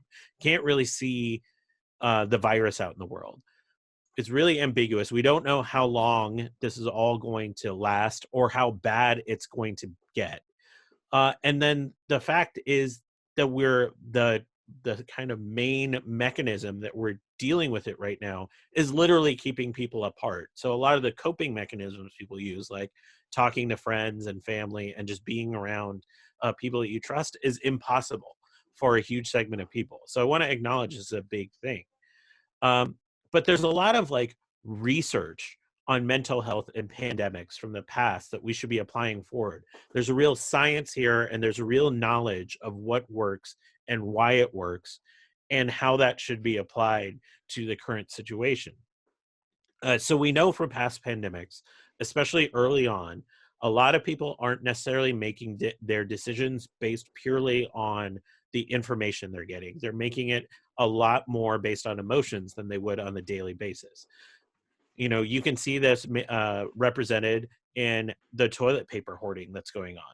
Like, it literally doesn't make any sense to buy toilet paper. There's no reason for you to be pooping any more than you were 2 weeks ago. And toilet paper supply is really stable. But people are needing to find an emotional outlet for their anxiety, and that leads to actions. A lot of times it's counterproductive, like buying toilet paper, but that can be channeled into really productive things. But the important thing is that there is a level of anxiety that exists. Like, this doesn't sound like, you know, all that novel to be talking about that the population is anxious, but we really have to acknowledge how omnipresent that anxiety is, especially in children that are not going to school anymore. And I think there's been a hesitance from a lot of parents I know, a lot of data that we're seeing, that parents tend to be hesitant to talk about coronavirus with their kids. And that goes contrary to the evidence of how you should treat this during pandemics.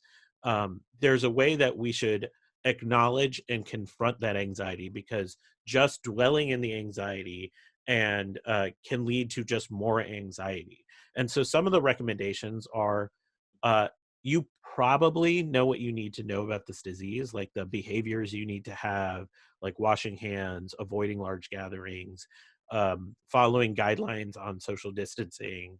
You probably have that information already, especially if you're listening to this podcast. So at this point, the evidence says more information, particularly daily information, where you're like, you're looking at every paper that comes out, every kind of piece of news on deaths, or you're following along every story from every hospital ward, is probably detrimental to your mental health. And we have a lot of evidence of that from past pandemics. But I also want to acknowledge that the uncertainty of this time is real and it's stressful. But we have to just keep putting out a message that uncertainty is going to be with us for a long period of time. There's no simple solution to that. But in terms of what we have to do to kind of overcome this anxiety and the uncertainty of the time, and we haven't done this yet, especially here in the US, we need to start addressing the concerns people have over the long term. There's a lot of people out there that have economic concerns, that have concerns about just sort of their societal makeup, like being able to see. I'll just say I have friends that haven't been able to see their parents, and how big of an impact that has on them. And that, acknowledging those concerns doesn't mean shaming people for how they're adhering to social distancing guidelines. So you'll go on Twitter and you'll see people posting pictures of Florida beaches or talking about this person or that person, not kind of obeying it. That's widely considered from pandemic literature as not constructive right now. We actually need to be doing the opposite. We need to be modeling good behavior and highlighting the good altruistic behavior that's happening in society. Because if we just highlight the bad behavior, we're going to over-index to it, which tends to create more anxiety in people and ups the level of uncertainty people are feeling. All of this that I'm mentioning is advice straight out of the American Psychological Association that did a series of webinars about this. So I think it's important to note that there's some basic messages that you should like really pay attention and to adhere to, like washing hands, staying socially distant. But that message is going to like be received by people depending on their situation in really different ways. If you're somebody that's young and may have just lost their job, you're going to view this in a very different way. So there isn't one mechanism or one message that's going to make the most sense. What everyone thinks makes is going to have the biggest impact is empathy, kindness, and who the messenger is to these people.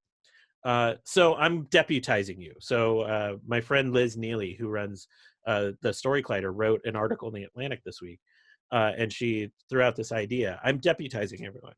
You're all science communicators now in the context of this, and you're not. Your job isn't to go out there and give people better information. It's almost the opposite. It's just to go out there and listen to people's anxiety. Especially close family members, people that you have relationships with, their anxiety, what's going on in their life, and make sure that they their concerns about this are heard, without telling them that a solution is coming. Like, we're going to live in uncertain times for a while, so listening to them is probably the biggest impact each of us can have right now. And then encouraging and modeling good behavior going forward. And I'll just contextualize this with a personal story. I went to the grocery store yesterday, and I got out of my car, and you couldn't pull a pin out of my butt. I was so anxious about going to the grocery store. This is the first time I'd gone since the lockdown went into effect here. And I viewed everyone in that store as somebody that potentially had the disease, and I was worried about them coughing or sneezing. And I spent, like, I was on pins and needles until like this like really kind of innocuous moment where there was a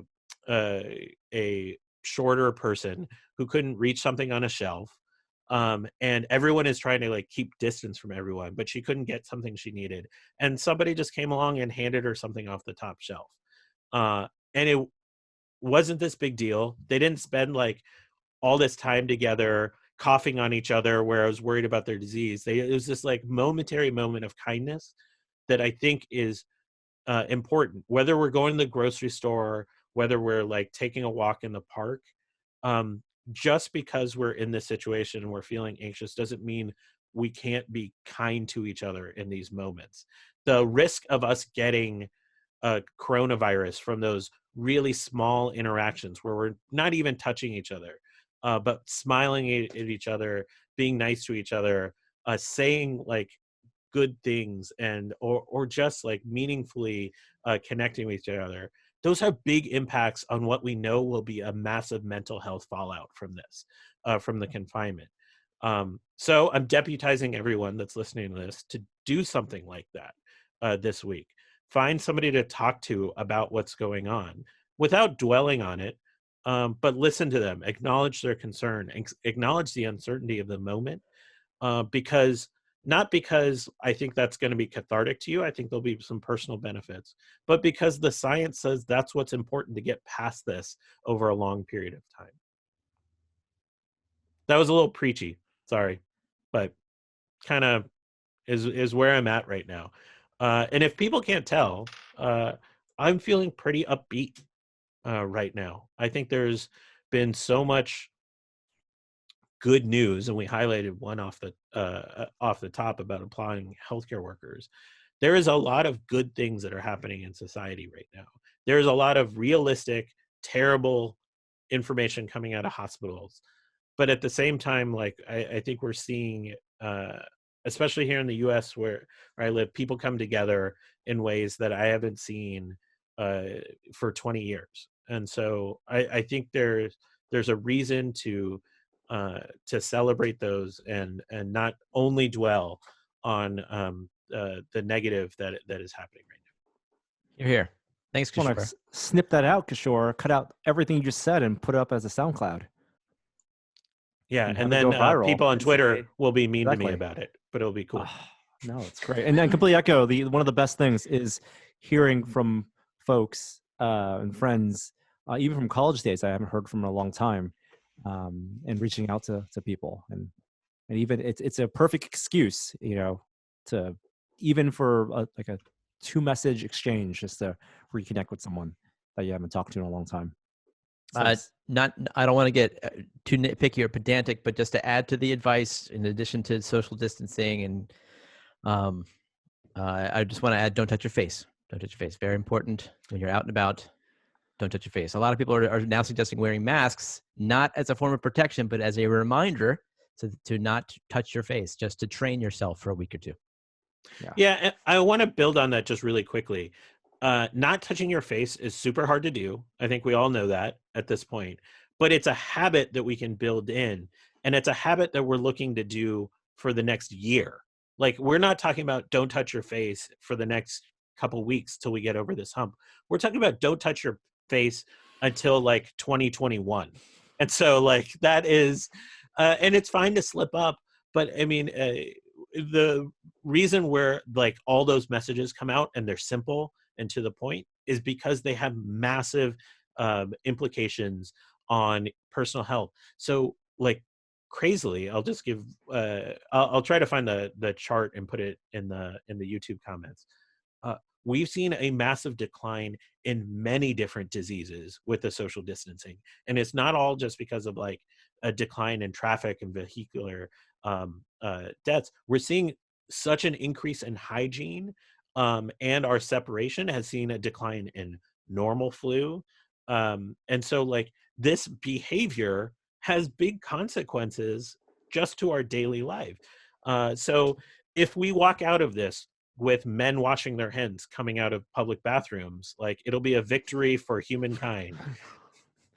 That says a lot about the sad state of affairs before all of this, if people weren't doing that already. But I guess that was very true.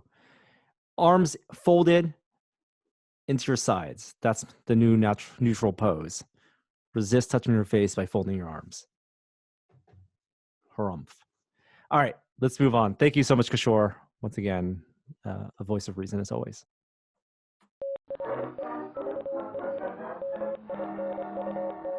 The VR Minute. Virtual reality this week. I thought we were going to keep it short this week. Well, that's what you very said. Long. I know. I'm sorry. Okay, then we will wrap things up relatively quickly. Hey, Jeremy, have you finished Half-Life Alyx? I have not, Norman. I played more of it. I played more. Yeah. Where are you right now? I think I'm at the point where you said I was going to get to. Okay. I got to the point where the name of the level is the name of the bad guy that you encounter. Oh, and you stopped. What's it called? Fred? Why, Jeff.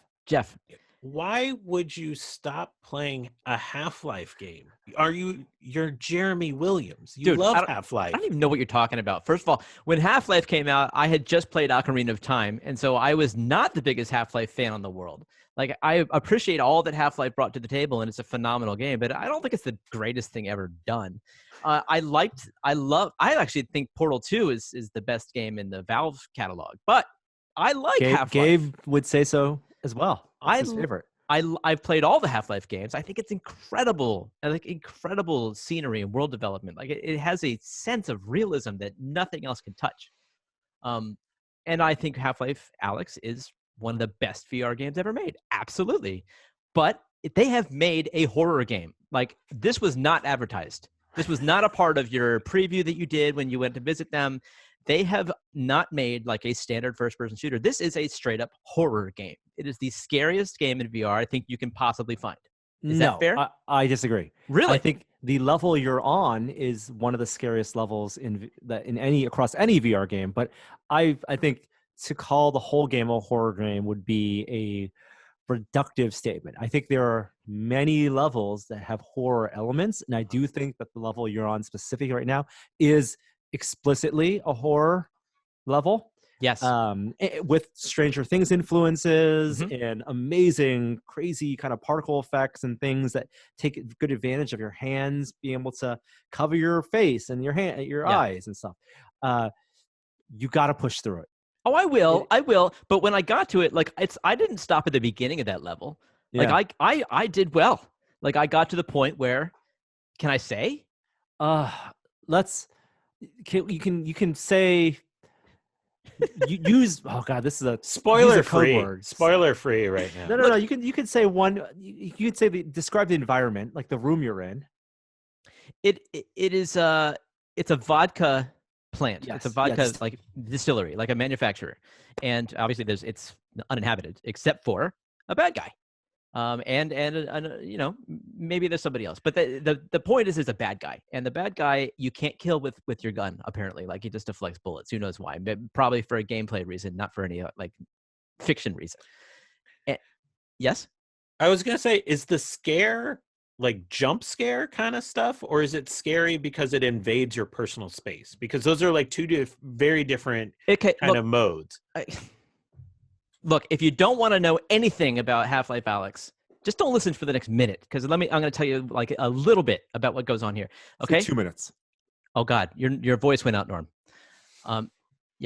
So you basically you get this level, and there's a bad guy who can't see you but can hear you. It's the typical horror trope.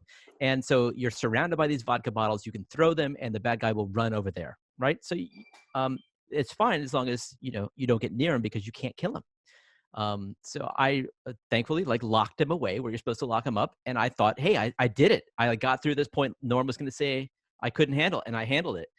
And then I'm like, it turns out I'm at the beginning. Something happens, all the lights go out. I thought my computer crashed, and then goes going, and a little bit of emergency lighting comes on. And what it is I've got my own flashlight, that turned on because it's light sensitive.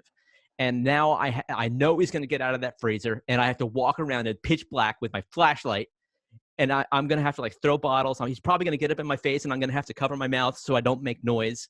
It's freaking me out. This is a 10 out of 10 scary game. I mean, it would be one thing on flat screen, but in VR, how did they know people could handle this? This is seriously intensely scary. Playtesting. They did lots and lots of playtesting. Hopefully my voice is... It's better. Pitch. It's better. Okay. Again, we're still in a little spoiled territory. It's not the worst. It gets worse, Jeremy. Oh my God. But not for too long. It's funny. I replayed that level 2 days ago, and if you know what to do in that level, yeah, it's a breeze. I bet. If you know the thing you're supposed to do, the actions, the sequence of actions, yeah, it's still scary. And a lot of it is that visceral reaction of being in the dark and having this character with an amazing surround sound. It's coming at you, and it can kill you, right? And if it gets right, it does get in your face, for sure. It gets right up to you, and it's a crazy, creepy designed character lumbering around. They didn't use the microphone. They didn't have it, so you personally had to stay quiet, right? You had to alert it by interacting with the environment to lure it around. But if they had made it where they tapped into, or gave you the option to tap into the index's microphone, yeah, and you had to actually not make a sound while playing the game and not curse, because I was cursing the whole time. And hope that nobody else in your room makes sound either, by the way. Exactly, right? That would have been taking it to a whole new level. But that is by far the scariest part of the game. And it's not over, but push through it, Jeremy. And once you push through it, if you play it again, it's a breeze. I'm thinking about I can't, maybe not playing it at nighttime, right? Or maybe having someone else in the room, just so I can stay in touch with reality. Are you going to tell your wife, can you sit here while I play this VR game? That's what my son so did. I'm not alone. I got to say, I do think there's something to Will having played it on Twitch with an audience to experience that with, that would have been somewhat comforting. You feel really isolated in VR. And you're there, you're present. I mean, yeah. Having a spectator, I think, helps. There are experiments that have been done to people playing VR where their experiences that they have, the memories that they have, are encoded on some level as real life memories, like unlike traditional video game playing. Like when I say this is scary, I don't mean in the sense that like it's a movie. Like it is, it feels like I'm in danger. Hey, let's try something. Let's try some pandemic risk communication. Jeremy, Yes. this sounds really, really scary. It is, Kishore. Thanks for understanding. But a way to get over it, and I don't want to go far as to say you can get traumatized by playing this, but the way to get over it is to get through it and then play it again, because then it won't be scary. I imagine the developers, like, not, it's just a mechanic to them at some level. Like once they go through it so many times, it's just like they know how it works, and it's just polygons moving on a screen. Yeah, and it's really that all the things they're throwing at you, that cognitive load of turning off the lights, of you having to essentially solve a puzzle while this is happening, that creates all the tension. Yeah. The first time playing it, I was, it felt like half an hour just kind of running around because I didn't know I was supposed to put him in that locker. I didn't make the connection that I need to put him in there and lock the door. And so I was moving the valve wheel. Yeah. And I was throwing bottles in one direction and then trying to turn as fast as I can. And then you get close. And I did that for like a dozen times. Oh, wow. Thinking I was trying to it was a timing thing. Yeah. And that was super stressful. But yeah, that's the memory. Like I have it very viscerally, burned into my brain now. But going through it a second time, I think really relieved me of that.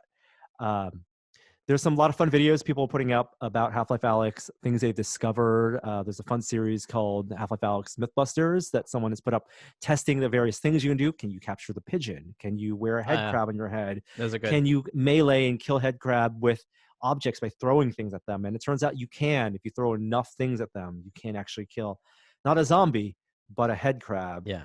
And it's just like, can you carry bins, and how many things can you put in a bin before it breaks the game with the physics engine? People have kind of broken Russell's initial tutorial where he throws you a pistol and throws you a magazine, because you can actually trigger him to throw you many magazines. They might patch that, they might not. It's a way to stock up the ammo. And you don't have to use them? You don't. You just kind of have them, and you can actually just store them all. You can have like 590, I think, is the limit that you see on your readout. Or you can just type in the cheat code, Impulse 101 will get you through.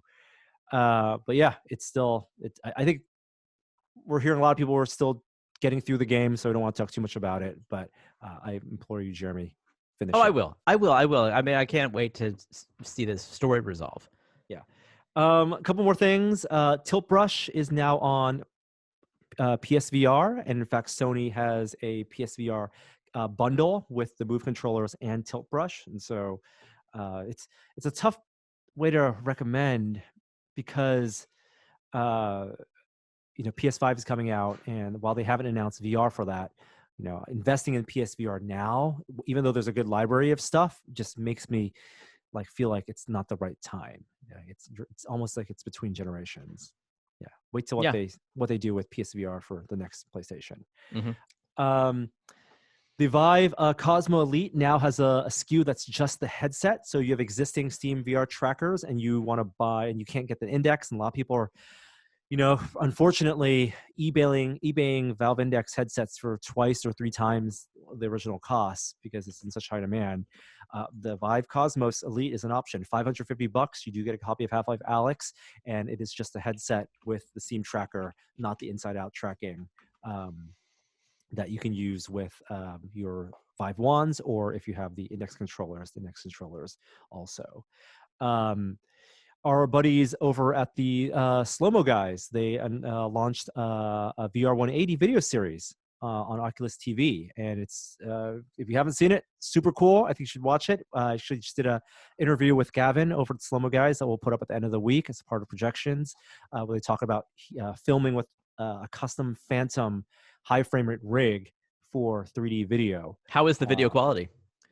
Amazing. There's some things you can see in there. It's still not full field of view because they zoom in. It's kind of like watching slow motion in a theater, but watching fire effects, they do the Inception bathtub scene where they drop Dan into a bathtub, and all the water coming out at you in very, very slow motion is super, super cool.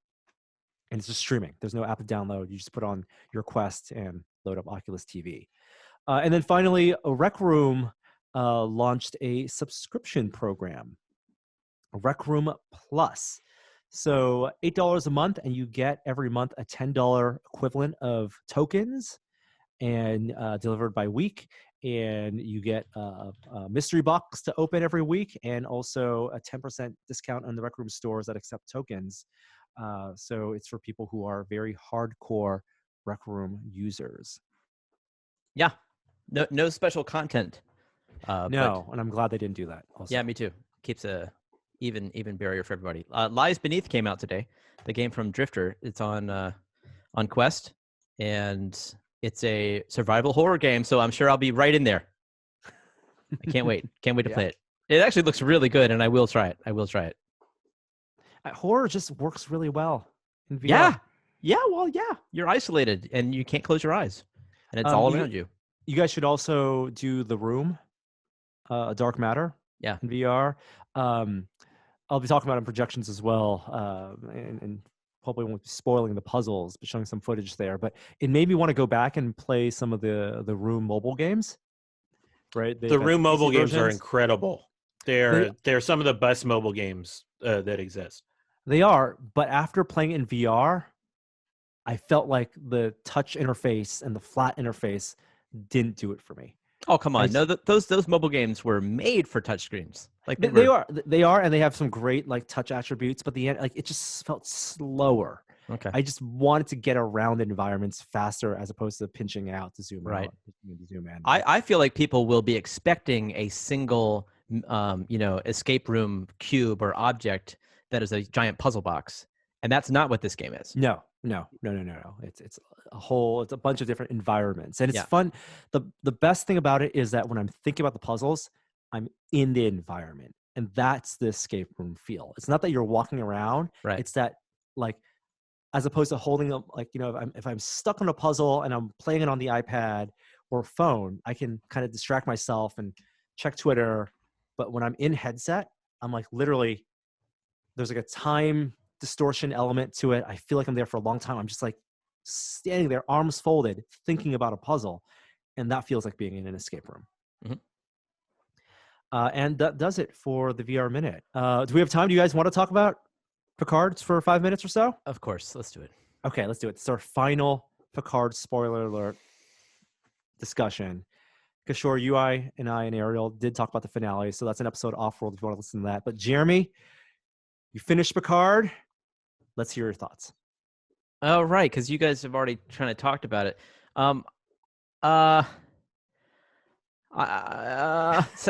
This is the sound of somebody trying to find something nice to say. I knew that you hated it before I saw it. So that I had that going into that lowered my expectations. I felt like I was happy. Did you guys give me credit for being right about Picard being the Golem? Yes. I think everything we said last week on the show, we were right in some way. Yeah. About our hopes and expectations. Okay. So basically, and we are full spoiler territory, right? I got to dinner last night, and no one else has watched this series with me, and yet they're huge Next Gen fans. Okay, and particularly we have big Data fans in my family. And I sat down and I said, I just watched the last episode of Picard. Data was on it, and they said real Data or fake Data. I said, well, real Data. He was encoded. He was in a simulation, and Picard saw him because Picard died. And everyone was like, what are you talking about? I said, yeah, he died, but they brought him back as an android. And they said, what? I said, yeah, they brought him back. And Riker showed up with a whole fleet of Starfleet and saved the day. And everyone was like, what? So on the surface, like, I think this was a really great episode. Like, I think on paper, it certainly is a good pitch to my family at the dinner table. Like, they wanted to know all about it. But I don't know. It felt like they could have it didn't need a whole season for all of this to happen. I was thinking about this as well. I think there's a next gen edit of this, Right. where you could edit down just pieces from the first episode, pieces from the 7th episode where he goes to Riker, and some of the other maybe callbacks, and tighten up that entire journey to basically make one 45-minute or hour-long special that gets you everything I wanted out of this being a Return to Next Generation. I'd be willing to make it into a 2-hour episode, but not much more than that. I'm still stuck on a phrase Norm said on Offworld, the introduction of Techno Space Cthulhu, which is just how I feel this whole thing was run. You have to explain that to me. It's when they sent the beam up to the admonition, and you had the tentacles come out, and that's all we saw of it, and that was the big bad. Yeah. That's the new Borg, I guess, right? Who knows? Who knows? I was sad that they revealed that at all. Like, I liked the idea of this other race as being a mythology, of being, a religion that androids have. I thought that was more interesting than a beam that opens up a portal. To see tentacles. To clearly something like bad and evil. Like, it didn't even have to be that. Like, it could have been more ambiguous. Yes, completely. So I watched the episode again because I was like, maybe I just didn't get it. And then I was even angrier. And like the stuff that we talked about on Offworld and elsewhere was kind of the main plot points of this. But then when you delve into like the details, like, did I just watch like Rios and Rafi just all of a sudden like welcome Narek back into like it's as a good person, like instantaneously? They're like, "Yo, okay, cool, we're good now." I wasn't quite sure about that. I think it's a missed opportunity that Picard now doesn't have superpowers. Why not? I mean, clearly they could have. He could have had any of the powers that Data had, or better. Mortality. It's what makes him human. Yeah. I was saying that I wish Picard wasn't fully Picard, and he had to go on a little bit of a journey to become to rediscover his humanity, like not like Data to human like level of a gap, but if Picard was a little more robotic, I thought that might have been an interesting way to end it and frame out a season 2. But no, he was just Jean-Luc Picard again. I mean, you would hope that as they're formulating season 2 right now, the existential crisis that new Picard has, which they have definitely identified as a new Picard, like Picard, there is a body of Picard that they buried somewhere, right? He should visit that grave, and he should reconcile, with the fact that he is an android now, and hopefully that is a theme for the second season. But that last 10 minutes of the episode where he is having this conversation with Data, and it's not real Data. This is like a shadow image of Data, right? It's still in many ways it's a projection of Picard's relationship, but he gets the closure that way. It was the consciousness of Data extracted from B4 that Data uploads towards the end of Nemesis before Data kills himself. So the Data in the simulation does not remember dying. Exactly, and also isn't a self-actualized being. This is like all of Data's feelings and all of Data's memories that he felt, which is so Picard can finally say to this ghost of Data, that he loved Data. Yeah, that was very sweet, and that's why it's very appropriate that Data did die. And Brent Spiner said that's the end. That's the fitting end of Data. He may come back as as a Soong in the next season, which would be great to see him back in the show, Brent Spiner. But I think it was the best. It was a better ending for the Data character than it was for Picard. Yeah, is that fair? Totally fair.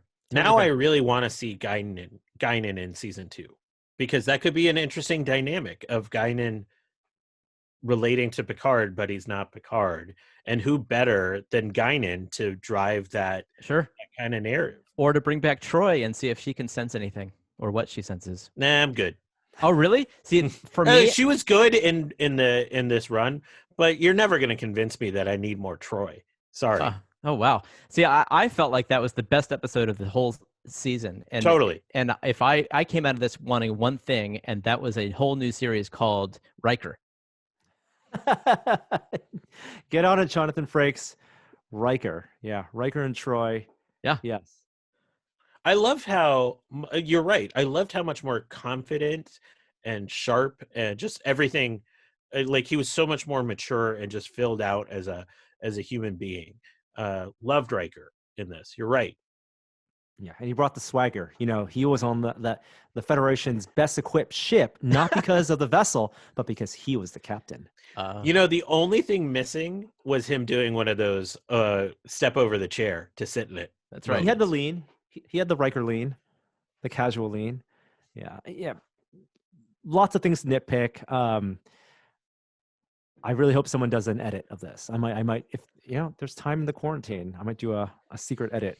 You know, it's not a failing of acting. I think that the cast is really good and the effects are great. I think it's got to find its footing. It's entirely possible the second season could be really good. It's entirely possible. I think there was just a mismatch between what the creators of the show wanted, the story they wanted to tell, and what fans kind of had built up and wanted to see. Yeah, but I think the word edit is right. And not just like editing down what we saw, but literally editing the amount of characters and stories they're trying to push to the center of the table. Because when you look at like the stuff that is unresolved out of the season, it's like the Borg. Like, why were the Borg even characters in this arc? Did we ever get much resolution with Romulans and their mythology? Like, there was whole swaths of characters and storylines that really never paid off. And so editing is definitely what I want to see in season 2, but purely from a writing standpoint. Did I get that Raffi and 7 of 9 have a relationship at the end of this? That's what was implied, and I think that's something that will be explored in season 2, is what Michael Chabon said. Okay. Apparently that all happened in the time between after Picard died and when they got back on the ship. Some time has passed. Got it. And 7 of 9 is now a regular cast member. I hope so. Yeah, Jerry Ryan's great. And is the evil Romulan guy, is he on the ship now? Nope, he is mysteriously lost. He will probably come back as a recurring villain. Okay. I mean, they're building this for multiple seasons. They had to leave these threads dangling. But again, I think we've said enough about it. And we don't have an outro this week. So if you out there want to create a new outro, maybe put it in our Discord. There'll be a link to the Discord if you want to join, or put it in the forum. You can search tested raw outro file and then download the SoundCloud and then edit some funny quote in and put it, and we'll put it, post it, and we'll put it in a future episode of There's Only a Test. Thanks for listening, as always. Good to see both of you, as always. Yeah. If listeners actually try like reaching out to people, like I mentioned in Moment of Science, let me know how it goes. Reach out to me, DM me, whatever. I want to hear how your journey is going. Sure. Do you have a Moment of Science Discord channel by any chance? No. I mean, I don't know if I'm ready for it. Okay. Just checking. I will have open ideas. I can have a pinball channel. If anybody wants a pinball channel, we can chat solenoids and pinball history. That sounds good. All right. And good to see everyone. Thanks for listening again, and we'll see you next time. Bye.